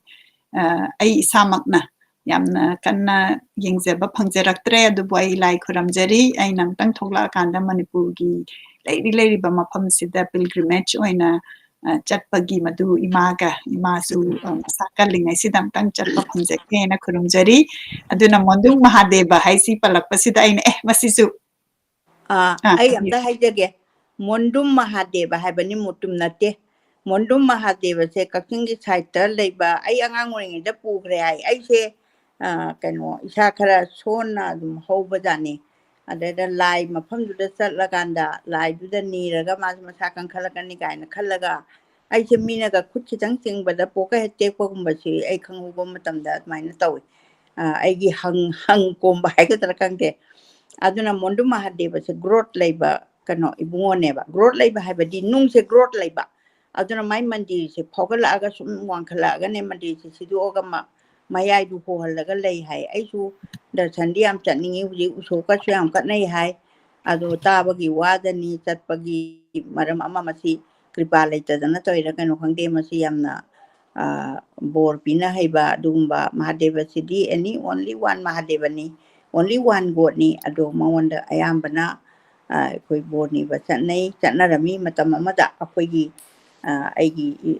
aibu yopirakpa imaduna aibu yamna boktuna yamna luna tawbo oidana aise laifam khudingda puraga maina chali hai adu aidi khanghodre aduna hujik gyan taraktana sahi ayawraba bawse ai amhana ibungo se amtangdi nang thogla akanda ado amtang khoiramurasi ena aina miyam sakhi obiro amtadi mondu khoiramba phangan biyu ena ai khoiramjari duna mondung mahadeva sidai sida moisi lai khoiramba chatpaduda ngasai samsang bi sinaga gari gi mamangda nupa taiga chatkiba duga mana lai mamangda mo wasakpa haitare ko da mai wasakpudu yam nokning ba haibadi apa bana ina karem na jabana chade ko mai gi wakhanda matam duda masi sakka gunga kanana heli haibadu umtang utlamage aduga magi dudane nangna so hari ko aiwam haigeba odana irakpa dudane nangna mase mami yamakpaneba duna malari hairakpa duda khasu pamba aduga mantoise nupi singsina tawrise akoi nupi ni ko nupi singsina moi masase nungaina bagi wakhanda moi apamba se nungsiba ka su adum leibajani aduna ꯑꯗꯨꯃꯥꯏꯅ ꯇꯧꯕꯗꯨꯗ ꯃꯥꯅ ꯍꯧꯖꯤꯛꯀꯤꯗꯨ ꯀꯨꯏꯅ ꯏꯟꯅꯗꯅ ꯃꯥꯅ ꯅꯣꯡꯕꯥꯒꯤ part ꯑꯃ ꯂꯧꯋꯤꯗꯅ ꯑꯣꯖꯥꯁꯦ ꯑꯗꯨ ꯆꯠꯇꯅ ꯈꯣꯠꯇꯅ ꯌꯦꯡꯗꯗꯤ ꯌꯦꯡꯒꯦ ꯀꯥꯏꯅ ꯍꯥꯏꯁꯦ ꯃꯥꯅꯅꯦ ꯃꯁꯛꯇꯨ ꯐꯖꯕꯗꯨꯗꯗꯤ ꯑꯣꯖꯥꯁꯨ ꯐꯖꯕꯗꯤ ꯈꯔꯗꯤ ꯌꯥꯝ ꯄꯥꯝꯖ ꯐꯖꯕ ꯄꯥꯝꯗꯕ ꯀꯅꯥ ꯂꯩꯒꯦꯀꯣ ꯑꯗꯨ ꯑꯣꯏꯔꯒꯁꯨ ꯄꯥꯝꯃꯒꯁꯨ ꯃꯥꯅ ꯁꯤꯡꯉꯦꯕ ꯑꯃ ꯅꯪꯅ ꯉꯁꯤ ꯑꯩꯉꯣꯟꯗ ꯇꯧꯔꯤꯗꯣ ꯅꯪꯅ ꯍꯦꯛ ꯌꯥꯔꯦ ꯍꯥꯏꯕ ꯅꯨꯃꯤꯠꯇꯨꯗ ꯑꯩꯁꯦ ꯅꯪꯗꯤ ꯌꯦꯡꯉꯣꯏꯗꯣꯏꯅꯦ ꯍꯥꯏꯕ ꯑꯗꯨꯒ ꯑꯩꯒꯤ ꯃꯍꯩꯁꯦ MA ꯐꯥꯎ ꯇꯝꯗꯅ ꯋꯥꯅ ꯍꯧꯔꯛꯑꯀꯥꯟꯗ ꯑꯗꯨꯗꯒꯤ MA ꯇꯝꯃꯛꯄ ꯒꯨꯋꯥꯍꯥꯇꯤꯗ ꯇꯝꯕ ꯍꯥꯏꯁꯦ ꯑꯝꯇ ꯈꯟꯗꯅ ꯌꯦꯡꯕꯤꯌꯨ ꯑꯗꯨꯒ ꯑꯗꯨꯒꯤ ꯃꯇꯝꯗꯨꯗꯩꯗꯨꯗ ꯃꯥꯅ ꯃꯆꯟꯅꯨꯄꯤꯗꯨꯒꯤ ꯐꯥꯎꯕꯗ ꯃꯥꯅ ꯅꯤꯡꯕ ꯌꯥꯝ ꯀꯥꯏꯌꯦꯕ ꯃꯥꯅ ꯂꯥꯏꯔꯤꯛꯀ ꯇꯝꯕꯗ ꯑꯥꯗ ꯏꯝꯐꯥꯜꯗꯒ ꯂꯩꯔꯒ ꯃꯃꯥꯗꯨꯅ ꯁꯦꯀ꯭ꯔꯤꯐꯥꯏꯁ ꯇꯧꯔꯒ ꯆꯦꯟꯊꯣꯛꯈꯤꯗꯅꯒ ꯃꯄꯨꯡ ꯐꯥꯍꯧꯗꯕꯗꯣ ꯑꯗꯨꯅ ꯃꯥꯅ ꯂꯥꯏꯔꯤꯛꯁꯦ ꯍꯩꯔꯛꯑꯀꯥꯟꯁꯤꯗ ꯅꯪ ꯀꯩꯅꯣ ꯇꯧꯕ꯭ꯔꯥ ꯌꯦꯡꯒꯦ ꯍꯥꯏꯕ ꯑꯃꯈꯛ ꯂꯩꯌꯦꯕ ꯑꯗꯨꯅꯦ ꯑꯩꯅ ꯑꯇꯥꯕ ꯇꯥꯕꯤꯔꯤꯕ ꯄꯨꯝꯅꯃꯛꯇ ꯌꯥꯝ ꯎꯠꯆꯅꯤꯡꯉꯤꯁꯦ ꯑꯗ ꯃꯥꯏ ꯋꯥꯈꯜꯗꯣ ꯌꯥꯝꯅ ꯋꯤꯜ ꯄꯋꯥꯔꯗꯣ ꯌꯥꯝ ꯁ꯭ꯇ꯭ꯔꯣꯡ ꯑꯣꯏ ꯍꯥꯏꯕ ꯑꯗꯨꯒ ꯃꯥꯅꯗꯤ ꯌꯦꯡꯅꯤꯡꯕꯗꯣ ꯃꯥꯕꯨ ꯄꯥꯝꯗꯅ ꯅꯝꯗꯅ ꯂꯧꯒꯦꯅ ꯆꯠꯄ ꯅꯠꯇꯦ ꯃꯥꯁꯦ ꯀꯗꯥꯏ ꯐꯥꯎꯕ ꯃꯁꯤ ꯃꯃꯤꯠ ꯃꯅꯥꯒꯁꯦ ꯀꯥꯏꯅ ꯃꯥꯁꯦ ꯒꯥꯔꯤ ꯃꯅꯤꯡꯗꯒ ꯐꯝꯃꯒ ꯑꯣꯖꯥ ꯆꯠꯄꯗꯣ ꯑꯗꯣ ꯑꯩ ꯃꯤꯠꯇ ꯑꯗꯨꯝ ꯎꯕ ꯐꯪꯉꯦꯕ ꯎꯕ ꯍꯥꯏꯗꯤ ꯑꯩ ꯎꯍꯧꯕꯗꯤ ꯅꯠꯇꯦꯀꯣ ꯑꯩꯅ ꯑꯗꯨꯝ My description ꯗꯣ ꯑꯩꯗꯤ 1960s ꯗ ꯊꯣꯛꯈꯤꯕ ꯊꯧꯗꯣꯛꯅꯤ ꯑꯗꯨꯕꯨ ꯑꯩꯈꯣꯏꯅ ꯉꯁꯤ ꯀꯣ 2022 ꯁꯤꯗ ꯑꯩꯈꯣꯏ ꯃꯌꯥꯝ ꯐꯝꯃꯤꯟꯅꯔꯒ ꯃꯥꯒꯤ ꯁꯤꯅꯥꯔꯤꯑꯣꯗꯨ ꯃꯤꯠꯇ ꯎꯍꯟꯕ ꯉꯝꯕ ꯑꯗꯨꯃꯥꯏꯅ ꯏꯕ ꯌꯥꯝꯅ ꯐꯖꯔꯕ ꯅꯤꯡꯁꯤꯡ ꯋꯥꯔꯤꯅꯤ ꯑꯗꯨꯒ ꯃꯥꯅ ꯁꯛꯀ ꯒꯨꯟꯒ ꯀꯅꯥꯅ ꯍꯦꯜꯂꯤ ꯍꯥꯏꯁꯤ ꯑꯩ ꯈꯪꯍꯜꯂꯒꯦ ꯍꯦꯛ ꯌꯥꯕꯒ ꯇꯧꯊꯣꯛꯀꯦ ꯀꯥꯏꯅ ꯃꯥꯅ ꯂꯧꯕꯗꯤ ꯂꯧꯔꯣꯏ ꯀꯥꯏꯅ ꯃꯥꯁꯦ ꯋꯥꯁꯛꯏꯌꯦꯕ ꯑꯗꯨꯕꯨ ꯑꯩꯈꯣꯏꯅ ꯑꯩꯅꯗꯤ ꯍꯥꯏ ꯑꯆꯤꯚꯔꯒꯤ ꯋꯔꯛꯁꯣꯞꯁꯤ ꯇꯧꯖꯕꯅꯤꯅ ꯑꯩꯈꯣꯏꯅ ꯔꯤꯖꯦꯛꯁꯟꯁꯦ ꯂꯥꯛꯄ ꯀꯥꯟꯗ ꯔꯤꯖꯦꯛꯁꯟꯁꯤ ꯑꯩꯈꯣꯏꯒꯤ ꯄꯔꯁꯅꯦꯜ ꯒ꯭ꯔꯣꯊꯇ ꯑꯣꯏꯔꯒꯗꯤ ꯃꯗꯨꯒꯤ ꯔꯤꯖꯦꯛꯁꯟꯗꯣ ꯑꯩꯈꯣꯏꯗ ꯌꯥꯝ ꯑꯐꯕꯅꯤ ꯍꯥꯏꯅ ꯃꯁꯤꯒꯤ ꯑꯦꯛꯖꯥꯝꯄꯜꯅꯦꯅ ꯑꯩꯅ ꯂꯧꯖꯩ ꯑꯩꯗꯤ ꯉꯁꯥꯏ ꯃꯥꯅ ꯅꯨꯄꯤꯁꯤꯅ ꯃꯉꯣꯟꯗ ꯔꯤꯖꯦꯛ ꯇꯧꯔꯛꯄꯗꯨꯗ ꯃꯥꯒꯤ ꯃꯥꯅꯗꯤ ꯃꯁꯥꯁꯤ ꯑꯩ ꯁꯛ ꯐꯖꯗꯕꯅꯤ ꯑꯗꯨꯕꯨ ꯑꯩꯒꯤ ꯒꯨꯟꯁꯤ ꯍꯦꯟꯕ ꯍꯥꯏꯁꯦ ꯒꯨꯟ ꯍꯥꯏꯁꯦ ꯃꯥꯅ ꯂꯥꯏꯔꯤꯛ ꯍꯩꯕꯗꯣ ꯑꯗꯣꯝꯂꯣꯝꯗ ꯆꯠꯂꯛꯀꯗꯣꯏꯅꯦꯕ ꯑꯗꯨꯅ ꯃꯥꯅ ꯂꯥꯏꯔꯤꯛ ꯄꯥꯕꯁꯤꯗ ꯀꯩ ꯍꯥꯏꯅꯤ ꯃꯗꯨꯗ ꯌꯥꯝꯅ ꯀꯩꯅꯣ ꯑꯣꯏꯈꯤꯕ ꯍꯥꯏꯇꯥꯔꯦ ꯃꯗꯨꯒꯤꯗꯨ ꯌꯥꯝ ꯐꯖꯕꯅꯤ ꯀꯩꯒꯤꯅꯣ ꯍꯥꯏꯔꯒ ꯅꯨꯄꯤ ꯑꯃꯅ ꯌꯥꯔꯛꯇ꯭ꯔꯦ ꯀꯥꯏ ꯍꯥꯏꯔꯒ ꯏꯃꯥ ꯏꯄꯦꯝꯃ ꯀꯩꯅꯣ ꯍꯤꯗꯥꯛꯀ ꯊꯛꯇꯅ ꯑꯗꯒꯤ ꯀꯩꯅꯣ ꯗ꯭ꯔꯒꯀ ꯇꯧꯗꯅ ꯑꯗꯣꯝꯗ ꯆꯠꯄ ꯅꯠꯇꯕ ꯍꯥꯏꯗꯤ ꯑꯩ ꯂꯥꯏꯔꯤꯛꯁꯦ ꯍꯩꯔꯒ ꯁꯛꯀ ꯒꯨꯟꯒ ꯑꯗꯨ ꯃꯥꯅ ꯃꯇꯝꯗꯨꯗ ꯃꯗꯨꯒꯤ ꯏꯊꯤꯜꯗꯨꯅ ꯂꯥꯏꯔꯤꯛ ꯍꯩꯍꯧꯕꯗꯨꯅꯤ ꯑꯩꯈꯣꯏꯅ ꯃꯁꯤꯗ ꯂꯧꯈꯠꯄ ꯇꯝꯖꯅꯤꯡꯉꯥꯏ ꯑꯣꯏꯕ ꯍꯥꯏꯇꯥꯔꯦꯀꯣ ꯑꯗꯣ ꯃꯁꯤ ꯑꯗꯨꯝ ꯏꯁꯥꯗꯁꯨ ꯑꯗꯨꯝ ꯑꯩꯅ ꯑꯗꯨꯝ ꯊꯣꯛꯆꯩꯌꯦꯅ ꯈꯟꯖꯩ ꯐꯣꯔ ꯑꯦꯛꯖꯥꯝꯄꯜ ꯑꯩꯅ ꯑꯩꯈꯣꯏꯒꯤ ꯒ꯭ꯔꯦꯇꯤꯇ꯭ꯌꯨꯠ ꯄ꯭ꯔꯣꯖꯦꯛ ꯍꯧꯔꯛꯄꯁꯤꯗ ꯑꯩꯅ ꯃꯅꯤꯄꯨꯔꯗ ꯒ꯭ꯔꯤꯇꯤꯡ ꯀꯥꯔꯗꯁꯦ ꯑꯩꯈꯣꯏꯒꯤ ꯑꯥꯔꯇꯤꯁꯇ ꯑꯍꯩꯕ ꯑꯥꯔꯇꯤꯁꯁꯤꯡꯁꯤꯅ ꯃꯣꯏꯅ ꯌꯦꯛꯄ ꯂꯥꯏꯁꯤ ꯇꯧꯔꯀꯥꯟꯗ ꯃꯅꯤꯄꯨꯔꯗ ꯊꯥꯒꯠꯆꯔꯤ ꯀꯥꯏꯁꯤ ꯇꯧꯍꯟꯅꯤꯡꯕ ꯑꯩꯅ ꯑꯗꯨꯃꯥꯏꯅ ꯑꯥꯏꯗꯤꯌꯥꯁꯦ ꯑꯗꯨꯗ ꯑꯥꯔꯇꯤꯁꯁꯤꯡꯁꯤꯅ ꯑꯩꯒꯤ ꯑꯥꯏꯗꯤꯌꯥꯁꯤ ꯑꯗꯨꯗ ꯔꯤꯖꯦꯛ ꯇꯧꯈꯤꯕꯁꯤꯗ ꯑꯩꯁꯦ ꯃꯗꯨꯗ ꯂꯥꯏ ꯌꯦꯛꯄꯁꯤꯁꯨ ꯌꯥꯝ ꯄꯥꯝꯖꯈꯤꯕꯅꯤꯅ ꯑꯩꯅ ꯑꯣꯖꯥꯁꯤꯡꯗ ꯆꯠꯂꯒ ꯑꯃꯨꯛ ꯇꯝꯍꯜꯂꯒ ꯑꯩ ꯍꯧꯖꯤꯛ ꯑꯩꯒꯤ ꯂꯥꯏꯁꯤ ꯌꯥꯝ ꯐꯖꯕꯗꯤ ꯅꯠꯇꯦ ꯑꯗꯨꯕꯨ ꯂꯥꯏꯁꯤ ꯌꯦꯛꯄꯁꯤꯅ ꯑꯃꯨꯛ ꯑꯩ ꯒ꯭ꯔꯤꯇꯤꯡ ꯀꯥꯔꯗ ꯁꯦꯝꯃꯒ ꯍꯧꯖꯤꯛ ꯑꯩꯈꯣꯏ ꯃꯌꯥꯝ ꯊꯥꯒꯠꯆꯔꯤ ꯏꯅꯩ ꯑꯗꯨꯅ ꯑꯩꯅꯁꯨ ꯃꯁꯤꯒꯨꯝꯕꯁꯤ ꯌꯥꯝꯅ ꯇꯝꯖꯕ ꯍꯥꯏꯇꯥꯔꯦ ꯑꯩꯈꯣꯏꯅ ꯔꯤꯖꯦꯛꯁꯟꯅꯦ ꯍꯥꯏꯔꯒ ꯊꯋꯥꯏ ꯅꯨꯡꯉꯥꯏꯇꯕꯗꯤ ꯁꯣꯏꯗꯅ ꯑꯗꯨꯝ ꯑꯩꯈꯣꯏ ꯃꯤꯑꯣꯏꯕꯅꯤꯅ ꯑꯗꯨꯝ ꯌꯥꯎꯏ ꯑꯗꯨꯕꯨ ꯊꯋꯥꯏ ꯅꯨꯡꯉꯥꯏꯇ꯭ꯔꯦꯅ ꯑꯩꯈꯣꯏꯁꯦ ꯂꯦꯛꯊꯗꯅ ꯃꯗꯨꯗ ꯂꯩꯇꯕ ꯑꯩꯈꯣꯏꯅ ꯃꯗꯨꯗ ꯇꯝꯖꯔꯒ ꯍꯥꯏꯇꯥꯔꯦꯀꯣ ꯃꯗꯨꯗ ꯏꯟꯕꯗꯨꯅꯤ ꯉꯁꯥꯏꯒꯤ ꯑꯩꯈꯣꯏꯒꯤ ꯑꯏꯕꯁꯤꯅ ꯇꯥꯛꯄꯤꯔꯤꯁꯤ ꯌꯥꯝꯅ ꯐꯖꯕꯅꯤ ꯑꯗꯨꯅ ꯍꯧꯖꯤꯛꯀꯤ ꯃꯐꯝ ꯃꯣꯟꯗꯨꯡ ꯃꯍꯥꯗꯦꯕꯁꯤ ꯑꯩ ꯌꯥꯝ ꯆꯠꯅꯤꯡꯉꯦ ꯍꯧꯖꯤꯛ ꯑꯩꯈꯣꯏ ꯑꯣꯖꯥꯅ ꯂꯦꯞꯄꯒ ꯋꯥꯁꯛꯑꯝꯒꯗꯕ ꯃꯐꯝꯗꯨ ꯀꯔꯝꯕꯅꯣ ꯀ ꯍꯥꯏꯔꯒ ꯍꯧꯖꯤꯛ ꯑꯩꯅ ꯄꯤꯛꯆꯔꯁꯤ ꯊꯤꯒꯠꯆꯕꯅꯤ ꯒꯨꯒꯜꯗ ꯑꯗꯨ ꯐꯣꯇꯣ ꯑꯝꯇ ꯎꯗꯦ ꯑꯗꯨ ꯌꯦꯡꯕꯤꯔꯤꯕꯅ ꯍꯧꯖꯤꯛꯀꯤ ꯃꯐꯝꯁꯤꯒꯤ ꯐꯣꯇꯣ ꯂꯩꯕꯤꯔꯒꯗꯤ ꯁꯣꯏꯗꯅ ꯊꯥꯒꯠꯄꯤꯔꯛꯎ ꯍꯥꯏꯅ ꯍꯥꯏꯖꯒꯦ ꯑꯗꯒꯤ ꯌꯥꯝ ꯅꯨꯡꯁꯤꯕ ꯃꯇꯝꯗꯨꯗ ꯉꯁꯥꯏꯒꯤ ꯏꯃꯥꯅꯁꯨ ꯄꯟꯕꯤꯈ꯭ꯔꯦꯀꯣ ꯃꯇꯝꯗꯨꯒꯤ ꯗꯦꯇꯤꯡ ꯐꯦꯁꯇꯨꯗ ꯊꯔꯣ ꯊꯝꯆꯦꯠ ꯆꯥꯕ ꯀꯥꯏꯅ ꯃꯗꯨꯒꯤ ꯁꯤꯟꯗꯨꯅꯤ ꯈꯔ ꯎꯠꯄꯤꯈ꯭ꯔꯦ ꯑꯗꯒꯤ ꯖꯣꯁꯤꯅ ꯍꯪꯕꯤꯔꯛꯏ ꯃꯨꯅꯤ ꯑꯁꯤ ꯀꯔꯝꯕ ꯁ꯭ꯇꯣꯔꯗ ꯐꯪꯒꯦ ꯍꯥꯏꯅ ꯑꯗꯣ ꯃꯁꯤꯒꯤꯁꯤ ꯑꯩꯁꯨ ꯁ꯭ꯇꯣꯔꯁꯦ ꯀꯗꯥꯏꯗꯅꯣ ꯑꯩꯗꯨꯗꯤ ꯈꯪꯖꯗ꯭ꯔꯦ ꯑꯗꯨꯕꯨ ꯏꯃꯥꯅ ꯑꯃꯨꯛꯇꯪ ꯁꯤꯟꯕꯤꯔꯒ ꯑꯣꯖꯥꯗꯒꯤ ꯀꯣꯄꯤ ꯑꯩꯈꯣꯏꯒꯤ ꯂꯥꯏꯕ꯭ꯔꯦꯔꯤ ꯑꯣꯐ ꯃꯅꯤꯄꯨꯔꯒꯤ ꯀꯣꯄꯤ 10 ꯑꯃꯨꯛꯇꯪ ꯑꯣꯔꯗꯔ ꯇꯧꯕꯤꯔꯀꯥꯟꯗ ꯑꯩꯈꯣꯏꯒꯤ ꯂꯤꯁꯅꯔꯁꯤꯡꯅ ꯄꯥꯝꯕꯁꯤꯡꯁꯦ ꯑꯩꯈꯣꯏ ꯃꯌꯥꯝꯅ ꯑꯗꯨꯝ ꯊꯤꯟꯖꯔꯛꯄꯒꯤ ꯈꯨꯗꯣꯡꯆꯥꯕ ꯄꯤꯖꯒꯦ ꯑꯗꯨꯗꯤ ꯁꯨꯃꯥꯏꯅ ꯇꯧꯁꯦ ꯑꯣꯖꯥꯗ ꯑꯩ ꯍꯧꯖꯤꯛ ꯐꯣꯟꯁꯦ ꯇꯧꯔꯒꯅꯦ ꯑꯣꯖꯥ ꯀꯣꯄꯤ 10 ꯈꯛꯇ ꯊꯥꯕꯤꯔꯛꯑꯣ ꯍꯥꯏꯔꯒ ꯑꯩꯈꯣꯏ ꯌꯨꯝꯗꯒꯤ ꯑꯗꯨꯝ ꯖꯣꯁꯤꯁꯤ ꯃꯅꯤꯄꯨꯔꯗ ꯂꯩꯕ ꯅꯠꯇ꯭ꯔꯣ ꯏꯆꯥꯕꯣ ꯖꯣꯁꯤꯒꯤ ꯍꯧꯖꯤꯛ ꯑꯣꯔꯗꯔ ꯇꯧꯕꯤꯔꯛꯑꯦ ꯃꯥꯒꯤ ꯐꯣꯟ ꯅꯝꯕꯔ ꯊꯥꯕꯤꯔꯛꯑꯦ ꯑꯗꯨꯅ ꯖꯣꯁꯤ ꯑꯃꯨꯛꯇꯪ ꯉꯥꯏꯕꯤꯈꯣ ꯏꯃꯥꯅ ꯑꯃꯨꯛꯇꯪ ꯀꯣꯑꯣꯔꯗꯤꯅꯦꯠ ꯇꯧꯔꯒ ꯑꯩꯈꯣꯏꯒꯤ ꯑꯣꯊꯔꯗꯒꯤ ꯑꯩꯈꯣꯏ ꯑꯣꯔꯗꯔ ꯇꯧꯖꯔꯒꯦ ꯂꯨꯄꯥ 200 ꯈꯛꯇꯪꯅꯤ ꯑꯩꯈꯣꯏꯒꯤ ꯁꯄꯣꯔꯠ ꯇꯧꯃꯤꯟꯅꯁꯤ ꯄꯥꯃꯤꯟꯅꯁꯤ ꯑꯁꯨꯛ ꯐꯖꯔꯕ ꯋꯥꯔꯤꯁꯤ ꯃꯨꯅꯤ ꯀꯅꯥꯅꯣ ꯁꯝꯁꯥꯡꯕꯤ ꯀꯅꯥꯅꯣ ꯑꯗꯒꯤ ꯃꯥꯅ ꯋꯥꯁꯛꯄꯒꯤ ꯑꯗꯨꯒ ꯑꯝꯇ ꯄꯥꯕꯤꯌꯨ ꯏꯃꯥꯅꯗꯤ ꯉꯁꯥꯏꯒꯤ ꯃꯣꯏꯒꯤ ꯈꯔ ꯔꯣꯃꯥꯟꯇꯤꯛ ꯑꯣꯏꯕ ꯋꯥꯈꯜꯂꯣꯟꯗꯣ ꯑꯩꯈꯣꯏ ꯃꯌꯥꯝꯗ ꯄꯥꯕꯤꯗ꯭ꯔꯤꯗꯨ ꯃꯔꯝ ꯂꯩ ꯑꯩꯈꯣꯏꯅ ꯑꯗꯨꯝ ꯄꯥꯊꯣꯛꯑꯒꯗꯤ ꯂꯥꯏꯔꯤꯛꯁꯦ ꯀꯃꯥꯏꯅ ꯂꯩꯅꯤ ꯅꯠꯇ꯭ꯔꯥ ꯑꯗꯨꯅ ꯑꯩꯈꯣꯏ ꯃꯌꯥꯝ ꯄꯥꯃꯤꯟꯅꯁꯤ ꯑꯗꯨꯅ ꯏꯃꯥꯅ ꯃꯗꯨ ꯑꯃꯨꯛꯇꯪ ꯑꯣꯖꯥꯗ ꯔꯤꯀ꯭ꯋꯦꯁ ꯇꯧꯕꯤꯔꯒꯗꯤ ꯑꯩꯈꯣꯏ ꯀꯣꯄꯤ 10 ꯊꯝꯃꯒ ꯍꯦꯟꯅꯁꯨ ꯊꯝꯖꯕ ꯉꯝꯖꯒꯦ ꯑꯗꯨꯒ ꯑꯩꯈꯣꯏꯒꯤ ꯊꯣꯡꯗ ꯀꯩ ꯍꯥꯏꯅꯤ ꯂꯥꯏꯔꯤꯛ ꯐꯪꯕꯒꯤ ꯄꯥꯃꯤꯟꯅꯁꯤ ꯀꯥꯏ ꯐꯪꯉꯤ ꯍꯥꯏꯔꯒꯗꯤ ꯑꯗꯨꯝ ꯏꯃꯥꯒꯤ ꯃꯅꯥꯛꯇꯒꯤ ꯑꯗꯨꯝ ꯄꯤꯛꯑꯞ ꯇꯧꯕꯤꯕ ꯅꯠꯇ꯭ꯔꯒꯅ ꯁꯤꯞꯄꯤꯡ ꯇꯧꯕꯤꯕ ꯑꯗꯨ ꯑꯩ ꯏꯅꯥꯛꯇꯩ ꯄꯤꯛꯑꯞ ꯇꯧꯕꯁꯤ ꯀꯦꯂꯤꯐꯣꯔꯅꯤꯌꯥꯒꯤ ꯏꯆꯦ ꯖꯃꯨꯅꯥꯒꯤ ꯂꯥꯏꯔꯤꯛ ꯂꯤꯈꯤꯗ꯭ꯔꯕ ꯋꯥꯔꯤ ꯑꯩꯉꯣꯟꯗꯒꯤ ꯃꯧꯄ꯭ꯋꯥ ꯏꯕꯨꯡꯉꯣ ꯏꯔꯥꯕꯟꯇꯅ ꯑꯗꯨꯝ ꯂꯧꯕ ꯂꯥꯛꯏ ꯂꯨꯄꯥ 200 ꯊꯅꯝꯃꯤ ꯑꯩꯈꯣꯏ ꯁꯦꯟꯗꯣꯡ ꯁꯦꯔꯥꯡꯒꯤ ꯋꯥꯔꯤ ꯀꯔꯤꯝꯇ ꯂꯩꯖꯗꯦ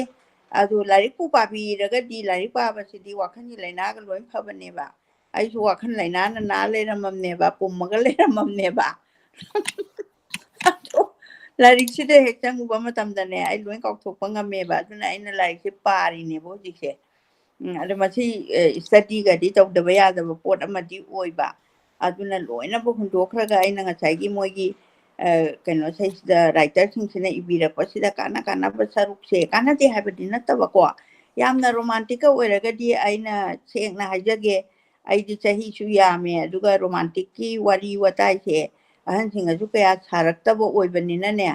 ꯑꯩꯅ ꯈꯤꯇꯪ ꯍꯪꯒꯣꯏꯔꯞ ꯇꯧꯕꯒꯁꯨ ꯑꯗꯨꯝ ꯌꯥꯎꯋꯦꯕꯀꯣ ꯄꯛꯑꯝꯃꯣꯏꯗ꯭ꯔꯥꯅ ꯑꯩꯗꯤ ꯑꯉꯥꯡꯒꯤ ꯗ꯭ꯔꯦꯁꯀ ꯁꯦꯠꯄ ꯃꯥꯟꯁꯤꯜꯂꯛꯄꯗꯣ ꯑꯍꯟꯗ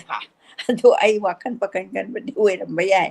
ꯑꯗꯨꯅ ꯑꯩꯅ ꯑꯣꯖꯥ ꯇꯣꯝꯕꯤꯗ ꯍꯪꯉꯦꯕꯀꯣ ꯑꯣꯖꯥ ꯄꯥꯕꯗ ꯌꯥꯝ ꯍꯪꯒꯣꯏꯕ ꯌꯥꯎꯋꯦ ꯑꯗꯣ ꯀꯃꯥꯏꯅ ꯇꯧꯁꯤꯒꯦꯅ ꯍꯥꯏꯕꯗ ꯏꯕꯦꯝꯃ ꯁꯝꯖꯜꯂꯣ ꯋꯥꯔꯤꯗꯨꯒꯤ ꯃꯄꯨꯡꯗꯨꯗꯤ ꯄꯕ꯭ꯂꯤꯛꯇ ꯈꯪꯍꯟꯗꯕ ꯌꯥꯗꯦ ꯂꯥꯏꯔꯤꯛ ꯄꯔꯤꯈꯥꯒꯤ ꯑꯉꯥꯡꯒꯤ ꯄꯔꯤꯈꯥꯒꯤ ꯍꯪꯅꯕ ꯅꯠꯇꯦ ꯑꯗꯨꯅ ꯁꯝꯖꯜꯂꯣ ꯑꯗꯨꯒ ꯃꯔꯨꯑꯣꯏꯕꯁꯤꯡꯗꯣ ꯑꯗꯨ ꯇꯥꯛꯀꯗꯕꯅꯦꯅ ꯇꯥꯛꯄꯤꯔꯛꯄꯗꯒꯤ ꯑꯗꯨꯒꯤ ꯃꯇꯨꯡꯁꯨ ꯏꯟꯖꯔꯦ ꯑꯩꯅ ꯑꯗꯨꯒ ꯑꯩ ꯌꯥꯝ ꯔꯣꯃꯥꯟꯇꯤꯛ ꯑꯣꯏꯅ ꯑꯣꯖꯥꯒꯤꯗ ꯀꯩꯅꯣꯒ ꯅꯠꯇꯦꯗ ꯑꯗꯣꯝꯗꯗꯨꯗꯤ ꯑꯩꯈꯣꯏ ꯋꯥꯈꯜꯅꯁꯨ ꯑꯗꯨꯝ ꯄꯨꯊꯔꯛꯄ ꯌꯥꯔꯦꯗꯅ ꯑꯗꯨꯒ ꯍꯧꯖꯤꯛꯀꯤ ꯀꯩꯅꯣꯁꯦ ꯃꯥꯅ ꯏꯪ ꯁꯣꯛ ꯇꯥꯔꯤꯛ ꯌꯥꯎꯔꯤꯕ 61ꯗ 62ꯗ 63ꯗ ꯑꯗꯨ ꯏꯕꯅꯆꯤꯡꯕ ꯑꯗꯨꯒꯤ ꯂꯝꯒꯤ ꯑꯗꯒꯤ ꯏꯁꯣꯔꯗꯨ ꯃꯥꯅ ꯈꯣꯏꯔꯝꯖꯕ ꯏꯁꯣꯔ ꯅꯤꯡꯕ ꯑꯃꯅ ꯀꯌꯥꯝ ꯃꯥꯒꯤ ꯄꯨꯟꯁꯤꯗ ꯃꯥꯏ ꯄꯥꯛꯄ ꯑꯣꯏꯔꯛꯏ ꯀꯥꯏꯁꯤꯁꯨ ꯑꯣꯖꯥꯁꯦ ꯏꯁꯣꯔ ꯅꯤꯡꯉꯤ ꯍꯥꯏꯕ ꯃꯃꯥ ꯃꯄꯥ ꯂꯥꯏ ꯒꯨꯔꯨ ꯁꯦꯕꯥꯁꯦ ꯌꯥꯝ ꯐꯖꯅ ꯃꯥꯅ ꯅꯨꯡꯁꯤꯅ ꯄꯤꯖꯈꯤꯖꯕ ꯐꯥꯎꯗ ꯑꯗꯨꯝ ꯂꯨꯄꯥ 100 ꯐꯪꯉꯤꯉꯩ ꯃꯇꯝꯗ ꯃꯃꯥꯗ ꯌꯥꯝ ꯀꯟꯅ ꯄꯤꯖꯕ ꯉꯝꯗꯕ ꯃꯥꯁꯨ ꯃꯆꯥꯗꯣ ꯄꯣꯛꯁꯜꯂꯛꯄꯅꯤꯅ ꯀꯥꯏꯅ ꯃꯥꯅ ꯅꯨꯡꯉꯥꯏꯇꯅ CI ꯀꯣꯂꯦꯖꯀꯤ ꯀꯟꯚꯔꯁꯟ ꯇꯧꯔꯛꯑꯀꯥꯟꯗꯗꯤ ꯃꯃꯥ ꯅꯤꯡꯁꯤꯡꯉꯛꯄ ꯌꯥꯝꯅ ꯃꯣꯔꯦꯜꯁꯦ ꯌꯥꯝꯅ ꯍꯥꯏ ꯑꯣꯏꯅ ꯄꯤꯕ ꯂꯥꯏꯔꯤꯛꯅꯦꯕ ꯑꯣꯖꯥꯏꯁꯦ ꯃꯥꯅ ꯃꯥꯒꯤ ꯅꯨꯡꯉꯥꯏꯇꯕ ꯋꯥꯔꯤꯗꯣ ꯑꯗꯨꯗꯤ ꯑꯩꯈꯣꯏꯒꯤ ꯄꯨꯛꯅꯤꯡꯗ ꯐꯥꯎꯔꯛꯄ ꯉꯥꯛꯇꯅꯤꯗꯅ ꯑꯩꯈꯣꯏ ꯑꯉꯥꯡ ꯑꯣꯏꯔꯤꯉꯩ ꯑꯦꯗꯣꯂꯦꯁꯦꯟꯁ ꯑꯦꯖ ꯇꯤꯅꯦꯖꯔ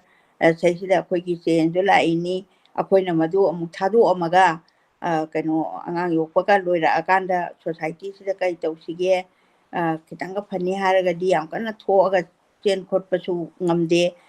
ꯑꯗꯨꯒꯨꯝꯕꯁꯨ ꯑꯗꯨꯅ ꯑꯗꯨ ꯑꯣꯏꯔꯒꯗꯤ ꯄꯥꯕꯁꯤ ꯈꯤꯇꯪꯁꯨ ꯃꯤꯌꯥꯝꯅ ꯅꯨꯡꯁꯤꯕꯤꯕꯅꯤꯅ ꯑꯩꯅ ꯑꯋꯥꯕ ꯂꯩꯖꯗꯦ ꯍꯥꯏꯖꯔꯒ ꯑꯩ ꯉꯁꯤꯒꯤ ꯁꯨꯝ ꯑꯩ ꯈꯨꯔꯨꯝꯖꯒꯦ ꯌꯥꯝꯅ ꯅꯨꯡꯉꯥꯏ ꯑꯗꯨꯅ ꯉꯁꯥꯏꯒꯤ ꯏꯃꯥꯅ ꯑꯗꯨꯝ ꯄꯥꯕꯁꯤꯗ ꯑꯩꯈꯣꯏꯅ ꯇꯣꯏꯅ ꯑꯃꯨꯛ ꯄꯥꯊꯣꯛꯑꯒꯗꯤ ꯂꯥꯏꯔꯤꯛꯇꯨ ꯀꯩ ꯍꯥꯏꯅꯤ ꯃꯌꯥꯝꯁꯤꯅ ꯑꯣꯗꯤꯑꯣꯗꯨꯗ ꯗꯤꯄꯦꯟ ꯇꯧꯕꯗꯨꯅꯤ ꯑꯗꯨꯕꯨ ꯑꯩꯈꯣꯏꯅ ꯄꯥꯕ ꯍꯩꯇꯕꯅꯗꯤ ꯌꯥꯝꯅ ꯀꯥꯟꯕꯁꯤꯗꯩꯁꯦ ꯅꯨꯡꯉꯥꯏꯖꯗꯕ ꯍꯥꯏꯇꯥꯔꯦꯀꯣ ꯐꯣꯔ ꯑꯦꯛꯖꯥꯝꯄꯜ ꯏꯚꯟ ꯊꯥꯖ ꯆꯅꯨꯗꯁꯨ ꯏꯃꯥꯅ ꯆꯦꯞꯇꯔ ꯈꯔ ꯀꯥꯜꯂꯤ ꯑꯗꯨꯕꯨ ꯃꯗꯨ ꯀꯥꯟꯕꯗꯨ ꯑꯗꯨꯝ ꯌꯦꯡꯕꯤꯔꯤꯕ ꯇꯥꯕꯤꯔꯤꯕꯅ ꯕꯨꯛꯁꯤ ꯑꯣꯔꯗꯔ ꯇꯧꯕꯤꯔꯀꯥꯟꯗ ꯑꯩꯈꯣꯏꯒꯤ ꯑꯣꯊꯔꯁꯤ ꯑꯣꯅꯔ ꯇꯧꯕꯤꯌꯨ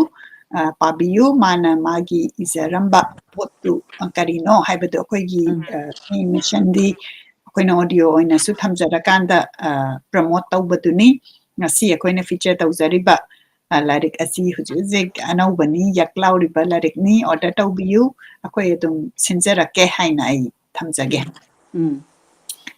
ꯑꯩꯈꯣꯏꯒꯤꯁꯤ ꯄꯨꯡ ꯑꯃꯒ ꯃꯤꯅꯤꯠ 10ꯃꯨꯛ ꯌꯧꯁꯜꯂꯛꯀꯗꯧꯔꯦ ꯑꯗꯨꯅ ꯑꯩꯈꯣꯏ ꯃꯤꯅꯤꯠ 5ꯃꯨꯛꯇꯪ ꯋꯥꯔꯤ ꯁꯥꯟꯅꯔꯀꯥꯟꯗ ꯂꯣꯏꯁꯤꯟꯅꯕ ꯇꯧꯔꯁꯤ ꯑꯗꯨꯒ ꯍꯌꯦꯡꯁꯤ ꯌꯥꯝꯅ ꯅꯨꯡꯉꯥꯏꯕ ꯅꯨꯃꯤꯠꯅꯤ ꯃꯗꯔꯁ ꯗꯦꯅꯤ ꯑꯗꯨꯅ ꯏꯃꯥꯗ ꯑꯩꯈꯣꯏꯅ ꯈꯨꯔꯨꯝꯖꯔꯤ ꯃꯗꯔꯁ ꯗꯦꯒꯤ ꯑꯩꯒꯤꯗꯤ ꯄꯣꯛꯆꯕꯤ ꯏꯃꯥꯅꯤ ꯑꯗꯨꯕꯨ ꯃꯌꯥꯝꯒꯤꯁꯨ ꯑꯩꯈꯣꯏꯒꯤ ꯂꯥꯏꯔꯤꯛ ꯄꯥꯕ ꯑꯗꯒꯤ ꯁꯣꯁꯤ ꯇꯧꯔꯛꯄꯗ ꯏꯃꯥ ꯑꯣꯏꯔꯦ ꯑꯗꯨꯅ ꯍꯌꯦꯡ ꯍꯥꯏꯔꯤꯕ ꯅꯨꯃꯤꯠꯁꯤꯗ ꯃꯌꯥꯝꯅꯗꯤꯀꯣ ꯑꯁ ꯃꯗꯔꯁ ꯗꯦꯗ ꯀꯩꯗꯧꯕꯒꯤ ꯋꯤꯁ ꯇꯧꯔꯤꯅꯣ ꯅꯨꯡꯇꯤꯒꯤ ꯃꯗꯔꯁ ꯗꯦ ꯑꯣꯏꯗꯣꯏꯔꯥ ꯀ ꯍꯥꯏꯁꯦ ꯃꯁꯤ ꯑꯩꯈꯣꯏꯅ ꯍꯣꯏ ꯅꯨꯡꯇꯤꯒꯤ ꯑꯗꯨꯝ ꯇꯧꯕ ꯌꯥꯏ ꯑꯗꯨꯏꯁꯨ ꯃꯗꯔꯁ ꯗꯦ ꯐꯥꯗꯔꯁ ꯗꯦ ꯒ꯭ꯔꯥꯟ ꯄꯦꯔꯦꯟꯁ ꯗꯦ ꯀꯥꯏꯅ ꯊꯝꯃꯤꯁꯦ ꯑꯗꯨꯝ ꯐꯩꯌꯦꯅ ꯑꯩꯅꯗꯤ ꯈꯟꯖꯩ ꯀꯩꯒꯤꯅꯣꯒ ꯅꯨꯃꯤꯠꯁꯤꯗ ꯑꯩꯈꯣꯏꯅ ꯄꯥꯔꯇꯤꯀꯨꯂꯔꯂꯤ ꯑꯩꯈꯣꯏꯒꯤ ꯃꯅꯤꯄꯨꯔꯒꯤ ꯀꯜꯆꯔꯗ ꯑꯩꯈꯣꯏꯅ ꯐꯣꯡꯗꯣꯛꯄꯁꯤ ꯌꯥꯝꯅ ꯁꯣꯟꯕ ꯋꯥꯈꯟꯗꯅ ꯍꯦꯟꯅ ꯄꯨꯕ ꯍꯦꯟꯕ ꯑꯗꯨꯅ ꯑꯩꯈꯣꯏ ꯃꯌꯥꯝ ꯅꯨꯃꯤꯠ ꯑꯁꯤꯒꯤ ꯈꯨꯗꯣꯡꯆꯥꯕ ꯂꯧꯔꯀꯥꯟꯗ ꯏꯃꯥ ꯅꯨꯡꯁꯤꯕꯒꯤ ꯋꯥꯔꯣꯜ ꯏꯃꯥꯒ ꯅꯝꯃꯤꯟꯅꯕ ꯄꯤꯛꯆꯔ ꯁꯣꯏꯗꯅ ꯊꯥꯒꯠꯄꯤꯔꯛꯎ ꯍꯦꯄꯤ ꯃꯗꯔꯁ ꯗꯦꯅ ꯑꯩꯈꯣꯏ ꯁꯣꯁꯤꯌꯦꯜ ꯃೀಡಿಯಾꯗ ꯑꯗꯨꯝ ꯁꯦꯌꯔ ꯇꯧꯃꯤꯟꯅꯁꯤ ꯑꯗꯨꯒ ꯑꯩꯈꯣꯏꯅ ꯄꯤꯛꯆꯔ ꯑꯗꯨ ꯁꯦꯌꯔ ꯇꯧꯖꯒꯦ ꯑꯗꯨꯒ ꯑꯩꯈꯣꯏ ꯋꯥꯔꯤꯁꯦ ꯃꯃꯥꯗꯨꯒꯤ ꯑꯗꯨ ꯇꯧꯏ ꯀꯥ ꯍꯥꯏꯗ ꯑꯩꯈꯣꯏꯅ ꯅꯨꯡꯁꯤꯔꯤꯁꯦ ꯉꯁꯥꯏ ꯏꯃꯥꯅ ꯃꯨꯅꯤ ꯍꯥꯏꯔꯤꯕ ꯂꯥꯏꯔꯤꯛꯁꯤꯗ ningsing ꯋꯥꯔꯤꯁꯤꯗ ꯑꯣꯖꯥ ꯁꯂꯥꯝ ꯇꯣꯝꯕꯅ ꯃꯥꯅ ꯑꯍꯥꯟꯕ ꯇꯣꯂꯣꯞ ꯆꯥꯔꯛꯄꯗꯣ ꯑꯗꯨꯗꯩꯗꯨꯗꯒ ꯃꯥꯅ ꯄꯩꯁꯥꯗꯨ ꯃꯇꯝꯗꯨꯗꯗꯤ ꯌꯥꯝ ꯌꯥꯝꯕꯗꯤ ꯅꯠꯇꯦ ꯑꯗꯨ ꯑꯣꯏꯇꯥꯔꯁꯨ ꯃꯥꯅ ꯐꯨꯜꯒ ꯄꯤꯕꯗ ꯉꯝꯈꯤꯗꯕ ꯍꯥꯏꯕꯗꯤ ꯃꯥꯅ ꯄꯦꯜꯍꯧꯗꯕ ꯑꯗꯨꯃꯥꯏꯅ ꯃꯥꯏ ꯃꯃꯥ ꯅꯤꯡꯕꯒꯤ ꯑꯗꯨꯒꯨꯝꯕ ꯍꯥꯏꯔꯛꯄ ꯑꯗꯒꯤ ꯌꯥꯝ ꯐꯖꯅ ꯁꯩꯊꯥꯈꯤ ꯑꯍꯥꯟꯕꯒꯤ ꯆꯦꯞꯇꯔꯗꯨꯗ ꯃꯃꯥꯅ ꯃꯥꯁꯤ ꯀꯩꯅꯣ ꯄꯩꯈꯥ ꯑꯃ ꯀꯩꯅꯣ ꯇꯧꯕꯗꯨꯗ ꯃꯥꯅ ꯐꯤꯔꯣꯜ ꯄꯤꯁꯜꯂꯛꯄ ꯑꯗꯒꯤ ꯌꯥꯝꯅ ꯅꯨꯡꯁꯤꯅ ꯑꯗꯨꯒꯨꯝꯕ ꯏꯕꯒꯤ ꯋꯥꯔꯤꯗꯨ ꯁꯦꯌꯔ ꯇꯧꯔꯒꯗꯤ ꯑꯩꯈꯣꯏꯅ ꯅꯨꯡꯉꯥꯏꯕ ꯑꯃꯁꯨ ꯄꯣꯛꯏ ꯑꯗꯨꯅ ꯃꯗꯔꯁ ꯗꯦꯒꯤ ꯈꯨꯗꯣꯡꯆꯥꯕꯁꯤ ꯂꯧꯕꯤꯔꯒ ꯀꯩꯅꯣ ꯑꯩꯈꯣꯏꯒꯤ ꯏꯃꯥꯒ ꯄꯤꯛꯆꯔ ꯂꯧꯕꯤꯔꯒ ꯏꯃꯥꯒꯤ ꯃꯔꯝꯗ ꯈꯤꯇꯪ ꯏꯕꯤꯔꯛꯎ ꯍꯥꯏꯅ ꯅꯤꯡꯁꯤꯡꯖꯔꯤ ꯑꯗꯨꯒ ꯑꯩꯅ ꯉꯁꯤ ꯑꯩꯈꯣꯏ ꯍꯌꯦꯡꯗꯤ ꯁꯣ ꯇꯧꯔꯣꯏꯗꯧꯕꯅꯤꯅ ꯏꯃꯥꯗꯁꯨ ꯃꯗꯔꯁ ꯗꯦꯒꯤ ꯅꯨꯃꯤꯠꯁꯤꯗ ꯋꯥꯍꯩ ꯑꯃꯅꯤ ꯏꯃꯥꯒꯤ ꯃꯔꯤ ꯂꯩꯅꯅ ꯋꯥꯍꯩ ꯑꯃꯅꯤꯗꯪ ꯍꯥꯏꯕꯤꯌꯨ ꯍꯥꯏꯅ ꯔꯤꯀ꯭ꯋꯦꯁ ꯇꯧꯖꯔꯤ ꯍꯥꯏꯔꯤꯕ ꯋꯥꯍꯩꯁꯤ ꯍꯧꯖꯤꯛꯂ ꯍꯌꯦꯡꯂꯣ ꯍꯧꯖꯤꯛ ꯑꯩꯈꯣꯏꯅ ꯍꯌꯦꯡꯁꯤ ꯇꯧꯔꯔꯣꯏꯗꯧꯕꯅꯤꯅ ꯑꯁꯦꯡꯕꯩꯗꯤ ꯃꯗꯔꯁ ꯗꯦꯁꯦ ꯍꯌꯦꯡ ꯑꯣꯏꯗꯣꯏꯅꯤ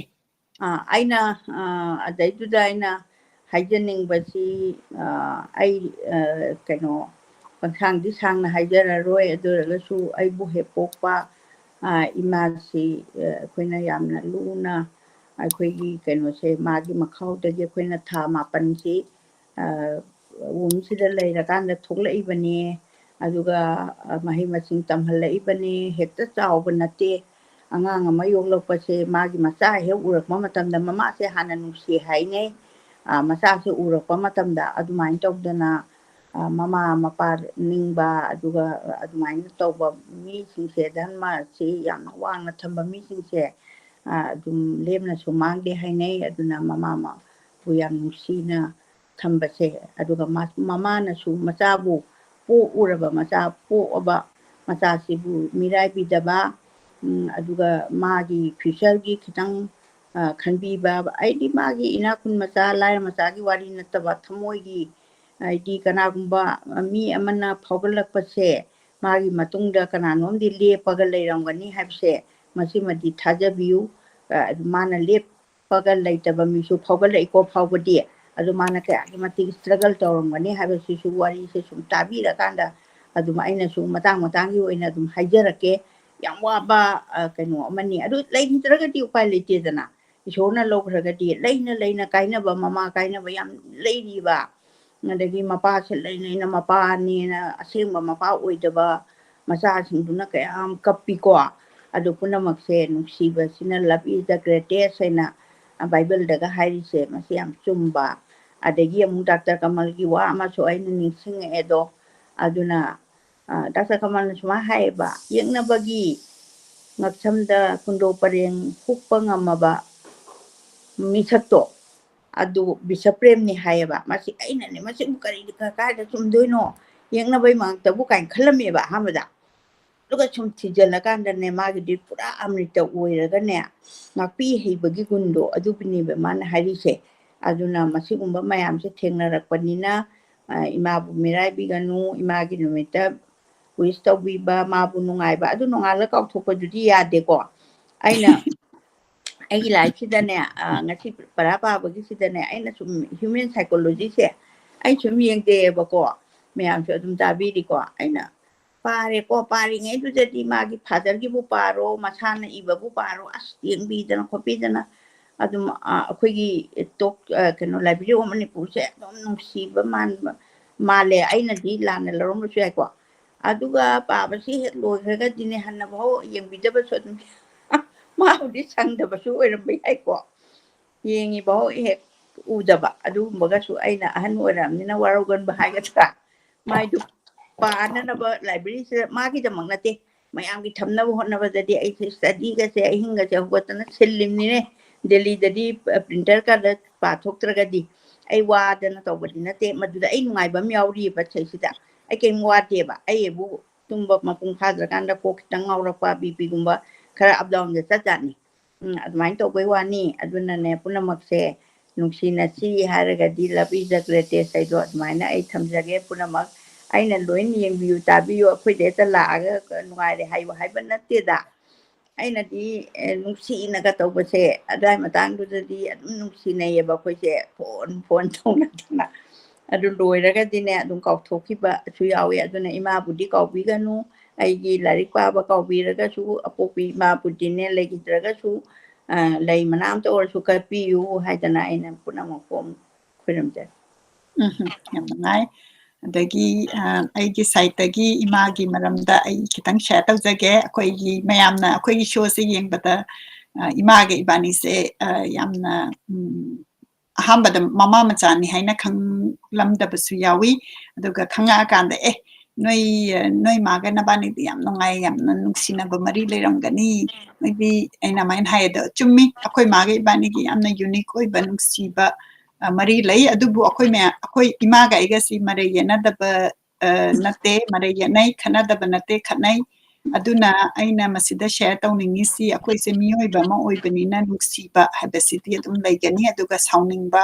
ꯈꯠꯅꯕꯁꯤꯁꯨ ꯂꯩꯒꯅꯤ ꯑꯗꯨꯕꯨ ꯃꯗꯨ ꯂꯥꯏꯐ ꯀꯩꯅꯣꯅꯤ ꯑꯗꯣ ꯏꯃꯥꯁꯤ ꯑꯩꯈꯣꯏꯅ ꯑꯩꯅ ꯌꯥꯝ ꯄꯤꯛꯏꯉꯩꯗ ꯑꯩꯈꯣꯏ ꯃꯥꯁꯦ ꯃꯥꯒꯤ ꯁ꯭ꯇꯣꯔꯤꯁꯤ ꯆꯥꯎꯔꯀꯥꯟꯗꯅꯦ ꯑꯩꯅ ꯈꯪꯉꯛꯏꯁꯦ ꯃꯥꯒꯤ ꯕꯦꯛꯒ꯭ꯔꯥꯎꯟ ꯃꯥꯒꯤ ꯆꯥꯏꯜꯍꯨꯗ ꯑꯗꯣ ꯑꯉꯥꯡ ꯑꯣꯏꯔꯤꯉꯩꯗꯗꯤ ꯑꯩꯈꯣꯏꯒꯤ ꯑꯩꯅ ꯆꯥꯎꯔꯛꯄ ꯀꯥꯟꯗ ꯑꯩꯈꯣꯏ ꯃꯥꯁꯦ ꯌꯥꯝꯅ ꯂꯥꯏꯐꯂꯤ ꯑꯣꯏꯕ ꯌꯥꯝ ꯕꯕ꯭ꯂꯤ ꯑꯣꯏꯕ ꯌꯥꯝꯅ ꯑꯦꯟꯀꯔꯦꯖꯤꯡ ꯑꯣꯏꯕ ꯀꯩꯅꯣꯝꯃ ꯅꯨꯡꯉꯥꯏꯇꯕ ꯑꯃ ꯇꯧꯕꯁꯦ ꯃꯥꯅ ꯁꯣꯂꯨꯁꯟꯁꯦ ꯇꯛ ꯇꯛ ꯇꯛ ꯄꯨꯊꯣꯛꯄ ꯐꯣꯔ ꯑꯦꯛꯖꯥꯝꯄꯜ ꯑꯩꯅ ꯑꯉꯥꯡ ꯑꯣꯏꯔꯤꯉꯩꯗ ꯂꯤꯇꯜ ꯐ꯭ꯂꯥꯋꯔ ꯁ꯭ꯀꯨꯜꯗꯒ ꯄ꯭ꯔꯤꯟꯁꯦꯁ ꯑꯣꯏꯕꯒꯤ ꯈꯜꯂꯛꯑꯀꯥꯟꯗ ꯗ꯭ꯔꯦꯁ ꯂꯩꯅꯕ ꯄꯩꯁꯥ ꯂꯩꯇ꯭ꯔꯦ ꯀꯥꯏꯅ ꯑꯩꯈꯣꯏ ꯃꯌꯥꯝꯁꯦ ꯋꯥꯈꯟꯒ ꯁꯣꯟꯊꯕꯁꯦ ꯃꯥꯒꯤ ꯕꯥꯏꯛꯇꯨꯗ ꯑꯩꯈꯣꯏ ꯃꯥꯁꯦ ꯕꯥꯏꯛ ꯑꯃ ꯊꯧꯔꯝꯃꯦ ꯃꯇꯝꯗꯨꯗ ꯑꯗꯨꯗ ꯂꯥꯛꯑꯀꯥꯟꯗꯒ ꯑꯁ ꯀꯔꯤꯅꯣ ꯑꯁ ꯏꯆꯥ ꯀꯩꯅꯣ ꯄ꯭ꯔꯤꯟꯁꯦꯁ ꯇꯧꯔꯗꯤ ꯂꯥꯛꯑꯣ ꯄꯩꯁꯥ ꯀꯩꯝ ꯋꯥꯔꯨꯅꯨꯒ ꯍꯥꯏꯔꯒ ꯃꯥꯅ ꯆꯦꯡ ꯅꯠꯇꯦ ꯐꯧ ꯃꯣꯟ ꯑꯃꯒ ꯇꯥꯏꯊꯣꯛꯑꯒ ꯃꯗꯨꯒꯤ ꯄꯩꯁꯥꯗꯨꯅꯒ ꯂꯩꯔꯒ ꯑꯩꯁꯦ ꯄ꯭ꯔꯤꯟꯁꯦꯁ ꯑꯣꯏꯍꯟꯈꯤꯕ ꯍꯥꯏꯗꯤ ꯌꯥꯝꯅ ꯃꯗꯨ ꯁ꯭ꯃꯣꯜ ꯃꯌꯥꯝꯅꯗꯤ ꯌꯥꯝ ꯁ꯭ꯃꯣꯜ ꯊꯤꯡꯅꯦꯅ ꯈꯜꯂꯝꯒꯅꯤ ꯑꯗꯨ ꯃꯇꯝꯗꯨꯗ ꯑꯩꯅ ꯌꯥꯝ ꯄꯤꯛꯏꯉꯩꯗꯨꯗꯗꯤ ꯌꯥꯝꯅ ꯀꯩ ꯍꯥꯏꯅꯤ ꯑꯩꯈꯣꯏ ꯃꯥꯁꯤ ꯂꯩꯔꯒꯗꯤ ꯃꯥꯅ ꯁꯣꯂꯨꯁꯟꯁꯤ ꯌꯥꯝ ꯄꯣꯖꯤꯇꯤꯚꯂꯤ ꯀꯩꯅꯣꯝꯃ ꯑꯋꯥꯕ ꯑꯃ ꯂꯩꯕꯗꯨ ꯁꯠ ꯄꯨꯊꯣꯔꯛꯄꯗꯣ ꯑꯗꯨꯃꯥꯏꯅ ꯑꯗꯨꯝ ꯅꯤꯡꯁꯤꯡꯉꯤ ꯑꯗꯒꯤ ꯑꯌꯥꯝꯕ ꯃꯇꯝꯗ ꯑꯩꯈꯣꯏꯅ ꯑꯩꯅ ꯅꯤꯡꯁꯤꯡꯕꯗ ꯑꯩꯒꯤ ꯃꯦꯃꯣꯔꯤꯗ ꯑꯩꯈꯣꯏꯁꯤ ꯄꯩꯁꯥ ꯅꯨꯡꯁꯥꯗ ꯌꯥꯝ ꯀꯟꯅ ꯂꯩꯔꯛꯄ ꯑꯣꯏꯗꯕ ꯍꯥꯏꯇꯥꯔꯦꯀꯣ ꯑꯗꯨꯏꯁꯨ ꯃꯥꯅ ꯃꯥꯒꯤ ꯂꯩꯖꯕ ꯁꯅꯥꯒꯁꯦ ꯕꯣꯝ ꯀꯥꯏꯊꯣꯛꯑꯀꯥꯟꯗꯒ ꯑꯃꯨꯛꯁꯨ ꯁꯅꯥꯗꯣ ꯀꯥꯏꯊꯣꯛꯈ꯭ꯔꯀꯥꯟꯗ ꯃꯌꯥꯝꯅ ꯃꯥ ꯁꯅꯥ ꯁꯤꯗꯦ ꯍꯥꯏꯔꯅꯤ ꯀꯥꯏꯅꯒ ꯂꯪꯖꯨꯝ ꯍꯥꯏꯒꯗ꯭ꯔꯥꯀꯣ ꯌꯦꯜꯂꯣꯗꯣ ꯂꯥꯞꯅꯗꯤ ꯁꯅꯥ ꯃꯥꯟꯕ ꯑꯗꯨꯃꯥꯏꯅꯒ ꯇꯧꯔꯛꯄ ꯏꯃꯥꯅꯤ ꯌꯥꯝ ꯅꯨꯡꯁꯤꯕ ꯏꯃꯥꯅꯤ ꯑꯗꯨꯅ ꯁꯨꯃꯥꯏꯅ ꯇꯧꯔꯀꯥꯟꯗ ꯑꯩꯈꯣꯏꯁꯤ ꯊꯥꯏꯅ ꯑꯩꯈꯣꯏꯅ ꯁ꯭ꯀꯨꯜ ꯀꯣꯂꯦꯖ ꯀꯥꯔꯛꯄ ꯃꯇꯝꯁꯤꯗ ꯑꯩꯈꯣꯏ ꯍꯧꯖꯤꯛꯀꯥꯟꯗꯤ ꯃꯣꯕꯥꯏꯜꯁꯤꯗ ꯋꯥꯠꯁꯑꯦꯞ ꯑꯗꯨꯗꯨ ꯐ꯭ꯔꯤꯗ ꯂꯣꯏ ꯁꯥꯟꯅꯔꯦꯀꯣ ꯃꯇꯝꯗꯨꯗꯗꯤ ꯑꯩꯈꯣꯏꯁꯦ ꯋꯥꯔꯤ ꯁꯥꯟꯅꯕꯁꯤ ꯀꯩꯅꯣ ꯐꯣꯟ ꯕꯨꯠꯁꯤꯗ ꯂꯥꯏꯟ ꯂꯦꯞꯄꯀꯥꯟꯗ ꯐꯣꯟꯒꯤ ꯀꯩꯅꯣꯁꯦ ꯄꯩꯁꯥꯁꯦ ꯇꯛ ꯇꯛ ꯇꯛ ꯑꯩꯅ ꯃꯥꯒꯤ ꯃꯤꯅꯤꯠꯇꯨꯒꯤ ꯃꯇꯨꯡ ꯏꯟꯅ ꯍꯦꯟꯒꯠꯂꯛꯄꯗꯨ ꯌꯦꯡꯉꯒ ꯂꯨꯄꯥ 5 ꯂꯩꯔꯒꯅ ꯂꯨꯄꯥ 5ꯕꯨ ꯁꯥꯟꯅꯕ ꯂꯨꯄꯥ 10 ꯂꯩꯔꯒꯅ ꯂꯨꯄꯥ 10 ꯑꯗꯨꯅ ꯑꯔꯨꯕ ꯋꯥ ꯉꯥꯛꯇꯅꯦꯕ ꯉꯥꯡꯉꯤꯁꯦ ꯑꯗꯨꯅ ꯑꯔꯨꯕ ꯋꯥꯁꯦ ꯃꯇꯝꯗꯨꯗꯗꯤ ꯀꯔꯤ ꯑꯣꯏꯅꯤ ꯏꯃꯥ ꯄꯩꯁꯥ ꯊꯥꯕꯤꯔꯛꯑꯣ ꯑꯗꯨꯃꯥꯏꯅ ꯇꯧꯕ ꯑꯗꯨꯗꯩꯗꯨꯗ ꯆꯥꯎꯔꯛꯄ ꯑꯗꯨꯒꯨꯝꯕ ꯏꯃꯥꯅꯤ ꯑꯗꯒꯤ ꯌꯥꯝꯅ ꯅꯨꯡꯉꯥꯏꯕ ꯑꯩꯈꯣꯏꯅꯒ ꯊꯕꯛ ꯑꯍꯥꯟꯕ ꯐꯪꯉꯛꯄ ꯀꯥꯟꯗ ꯕꯦꯡꯒ꯭ꯂꯣꯔꯗ ꯏꯃꯥ ꯂꯥꯛꯈꯤꯕ ꯑꯗꯒꯤ ꯑꯩꯒꯤ ꯁ꯭ꯀꯨꯇꯤ ꯑꯃ ꯊꯧꯔꯝꯃꯦ ꯁ꯭ꯀꯨꯇꯤꯗꯨꯗꯒ ꯑꯩꯈꯣꯏꯁꯦ ꯊꯧꯔꯀꯥꯟꯗ ꯑꯩꯈꯣꯏ ꯃꯥꯁꯤꯅ ꯑꯩ ꯃꯅꯤꯡꯗ ꯐꯝꯃꯒ ꯑꯩꯈꯣꯏꯁꯦ ꯀꯩꯅꯣ ꯁꯥꯎꯠ ꯏꯟꯗꯤꯌꯟꯒꯤ ꯊꯥꯂꯤꯒ ꯆꯥꯔꯒ ꯌꯨꯝ ꯊꯤꯕ ꯑꯗꯒꯤ ꯑꯩꯈꯣꯏꯅꯒ ꯀꯩꯅꯣ ꯑꯣꯐꯤꯁꯀꯁꯦ ꯑꯍꯥꯟꯕ ꯑꯩꯒꯤ ꯊꯕꯛ ꯇꯧꯔꯛꯄꯁꯤ ꯋꯤꯄ꯭ꯔꯣꯗ ꯇꯧꯏ ꯑꯗꯒꯤ ꯑꯩꯈꯣꯏ ꯃꯥꯁꯤ ꯄꯨꯔꯀꯥꯟꯗ ꯑꯩꯈꯣꯏ ꯃꯥꯁꯤꯅꯒ ꯐꯝꯃꯒ ꯑꯁ ꯑꯩ ꯏꯆꯥꯁꯤ ꯑꯁꯨꯛ ꯆꯥꯎꯕ ꯃꯐꯝꯁꯤꯗ ꯊꯕꯛ ꯇꯧꯔꯦ ꯀꯥꯏꯅꯒ ꯑꯗꯨꯃꯥꯏꯅ ꯁꯦꯌꯔ ꯇꯧꯈꯤꯕ ꯑꯗꯨꯒꯨꯝꯕꯗꯨ ꯌꯥꯝꯅ ꯃꯦꯃꯣꯔꯤꯁꯤꯗ ꯀꯩꯅꯣ ꯑꯣꯏ ꯑꯗꯒꯤ ꯒꯥꯔꯤ ꯂꯩꯕ ꯑꯦꯚ꯭ꯔꯤ ꯁꯤꯒꯨꯝꯕ ꯁ꯭ꯃꯣꯜ ꯑꯣꯏꯔꯒꯁꯨ ꯑꯩꯈꯣꯏꯒꯤ ꯂꯥꯏꯐꯇ ꯃꯥꯏꯜꯁ꯭ꯇꯣꯟ ꯂꯩꯕꯁꯤꯡꯁꯤꯗ ꯏꯃꯥꯒꯤ ꯃꯪꯒꯣꯟ ꯏꯃꯥꯒꯤ ꯄꯥꯔꯇꯤꯁꯤꯄꯦꯠ ꯇꯧꯈꯤꯕ ꯑꯗꯒꯤ ꯑꯩꯈꯣꯏꯅ ꯑꯋꯥꯕ ꯅꯨꯡꯉꯥꯏꯇꯕ ꯇꯥꯔꯀꯥꯟꯗꯁꯨ ꯑꯩꯈꯣꯏꯅ ꯀꯞꯃꯤꯟꯅꯈꯤꯕ ꯑꯗꯨꯒꯨꯝꯕ ꯑꯗꯒꯤ ꯁꯥꯎꯔꯀꯥꯟꯗꯁꯨ ꯑꯗꯨꯝ ꯁꯥꯎꯅꯕ ꯑꯗꯩ ꯋꯥꯔꯤ ꯁꯥꯟꯅꯗꯕꯒꯁꯦ ꯑꯩꯈꯣꯏ ꯃꯥ ꯏꯕꯥꯅꯤꯁꯨ ꯌꯥꯎꯔꯤꯕꯅꯤ ꯑꯗꯨꯅ ꯃꯁꯤ ꯃꯌꯥꯝꯁꯤ ꯁꯦꯂꯦꯕ꯭ꯔꯦꯠ ꯇꯧꯃꯤꯟꯅꯁꯤ ꯍꯦꯄꯤ ꯃꯥꯗꯔꯁ ꯗꯦ ꯏꯃꯥ ꯍꯥꯏꯕꯁꯤ ꯑꯩꯈꯣꯏꯒꯤ ꯍꯧꯖꯤꯛ ꯍꯧꯖꯤꯛ ꯑꯩꯈꯣꯏꯅ ꯂꯩꯔꯤꯉꯩꯗ ꯍꯥꯏꯕ ꯇꯥꯔꯦꯀꯣ ꯃꯌꯥꯝꯒꯤ ꯂꯥꯏ ꯑꯣꯏꯈ꯭ꯔꯕꯁꯨ ꯈꯨꯔꯨꯝꯃꯤꯟꯅꯁꯤ ꯑꯗꯨꯕꯨ ꯈ꯭ꯋꯥꯏ ꯏꯝꯄꯣꯔꯇꯦꯟꯗꯤ ꯂꯩꯔꯤꯉꯩꯁꯤꯗ ꯑꯩꯈꯣꯏꯅ ꯀꯔꯤ ꯇꯧꯃꯤꯟꯅꯕ ꯌꯥꯏ ꯍꯥꯏꯅ ꯍꯥꯏꯕꯗꯨꯅꯤ ꯑꯗꯨꯅ ꯑꯩꯅ ꯍꯧꯖꯤꯛ ꯍꯧꯖꯤꯛ ꯑꯩꯒꯤ ꯀꯣꯛꯇꯗꯤ ꯑꯩꯈꯣꯏ ꯃꯥꯁꯤ ꯑꯩꯒ ꯑꯩꯈꯣꯏ ꯃꯥꯁꯤ ꯂꯥꯏ ꯌꯥꯝꯅ ꯅꯤꯡꯖꯕ ꯑꯗꯨꯒ ꯑꯩꯅꯗꯤ ꯍꯣꯏ ꯂꯥꯏ ꯅꯤꯡꯗꯦ ꯍꯥꯏꯕꯗꯤ ꯅꯠꯇꯦ ꯑꯗꯨꯕꯨ ꯑꯩꯈꯣꯏ ꯃꯥꯒꯤ ꯔꯤꯂꯤꯖꯤꯌꯁ ꯑꯣꯏꯕꯁꯤꯒ ꯑꯩꯒꯗꯤ ꯏꯃꯥꯅ ꯌꯥꯝꯅ ꯍꯦꯜꯂꯤ ꯑꯗꯨꯅ ꯏꯃꯥꯒꯤ ꯄꯤꯜꯒ꯭ꯔꯤꯃꯦꯖ ꯆꯠꯄꯁꯦ ꯌꯥꯝꯅꯁꯨ ꯍꯥꯟꯅ ꯆꯠꯃꯤꯟꯅꯈ꯭ꯔꯦ ꯑꯗꯨꯗ ꯌꯥꯝꯅ ꯅꯨꯡꯉꯥꯏꯕ ꯑꯦꯛꯁꯄꯤꯔꯤꯌꯦꯟꯁ ꯑꯃ ꯑꯣꯏꯈꯤ ꯑꯩꯈꯣꯏꯅ ꯒꯪꯒꯥꯗꯒ ꯆꯠꯂꯒ ꯏꯔꯨꯞꯄꯁꯤ ꯌꯥꯝꯅ ꯏꯃꯥꯅ ꯅꯤꯡꯁꯤꯡꯕꯤꯕ꯭ꯔꯥ ꯃꯗꯨꯗ ꯏꯔꯨꯞꯄꯁꯤ ꯑꯍꯥꯟꯕꯒꯤꯅ ꯂꯥꯏ ꯈꯣꯏꯔꯝꯕꯒꯤ ꯂꯨꯞꯄ ꯀꯥꯟꯗ ꯀꯣꯟꯅ ꯑꯩꯈꯣꯏꯅ ꯆꯠꯄꯁꯤꯅ ꯑꯩꯈꯣꯏ ꯏꯁꯥꯅ ꯀꯩ ꯍꯥꯏꯅꯤ ꯌꯥꯝꯅ ꯅꯨꯡꯉꯥꯏꯕ ꯑꯉꯥꯡꯁꯤꯡꯒ ꯌꯥꯎꯔꯀꯥꯟꯗ ꯇꯧꯈꯤꯕ ꯑꯗꯨꯒꯨꯝꯕ ꯑꯗꯒꯤ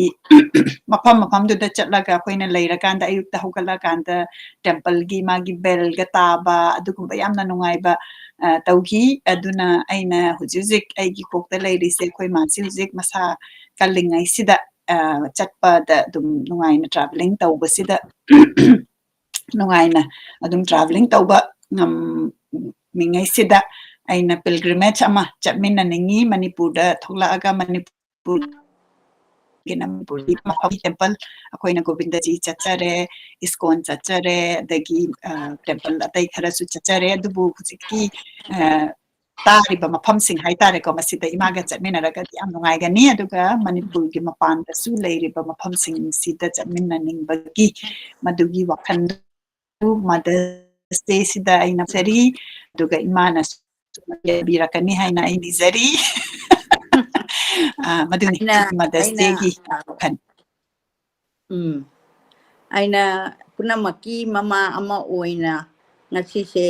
ꯇꯥꯕꯤꯔꯤꯕ ꯄꯨꯝꯅꯃꯛ ꯑꯩꯒꯤ ꯏꯆꯥ ꯉꯥꯛꯇꯅꯦꯅ ꯈꯟꯖꯔꯒ ꯏꯁꯨꯁꯨ ꯏꯆꯥꯅꯤ ꯑꯩꯒꯤ ꯏꯃꯥ ꯄꯣꯛꯄ ꯑꯕꯣꯛꯇꯣ ꯑꯗꯨ ꯑꯕꯣꯛ ꯀꯧꯔꯛꯇꯦ ꯏꯃꯥ ꯀꯧꯔꯛꯑꯦ ꯑꯗꯨꯝ ꯏꯃꯥꯅꯦꯅ ꯈꯜꯂꯒ ꯌꯣꯛꯈꯤꯕ ꯃꯥꯅ ꯑꯗꯨꯃꯥꯏꯅ ꯇꯧꯔꯒ ꯌꯥꯝ ꯅꯨꯡꯁꯤꯕ ꯋꯥꯔꯤ ꯂꯩ ꯑꯩꯒꯤ ꯋꯥꯔꯤꯁꯤꯡ ꯊꯣꯔꯛꯑꯗꯤ ꯃꯌꯥꯝ ꯁꯣꯏꯗꯅ ꯀꯞꯄ ꯌꯥꯎ ꯀꯩꯗꯧꯕ ꯌꯥꯝ ꯇꯧꯅꯤ ꯑꯩ ꯏꯁꯥꯁꯨ ꯀꯞꯄꯛꯀꯅꯤ ꯑꯗꯨꯝ ꯌꯥꯝ ꯅꯨꯡꯁꯤꯕ ꯋꯥꯔꯤ ꯉꯥꯛꯇꯅꯤ ꯑꯗꯨꯅ ꯉꯁꯤꯒꯤ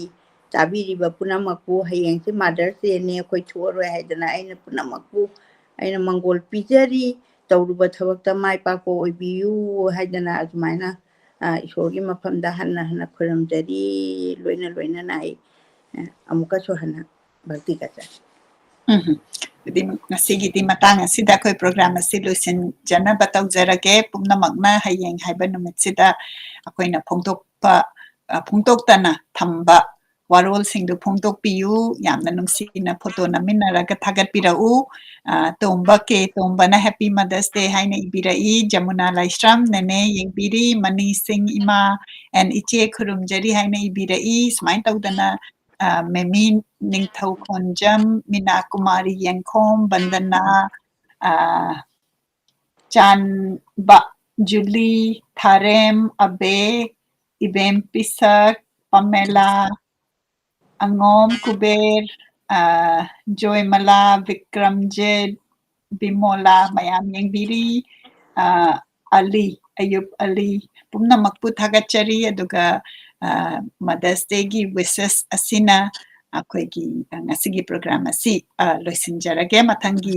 ꯋꯤꯛꯇ ꯑꯃꯨꯛ ꯁꯣꯏꯗꯅ ꯎꯅꯃꯤꯟꯅꯁꯤ ꯈꯨꯔꯨꯝꯖꯔꯤ ꯄꯨꯝꯅꯃꯛꯄꯨ ꯑꯃꯨꯛ ꯍꯟꯅ ꯈꯨꯔꯨꯝꯖꯔꯤ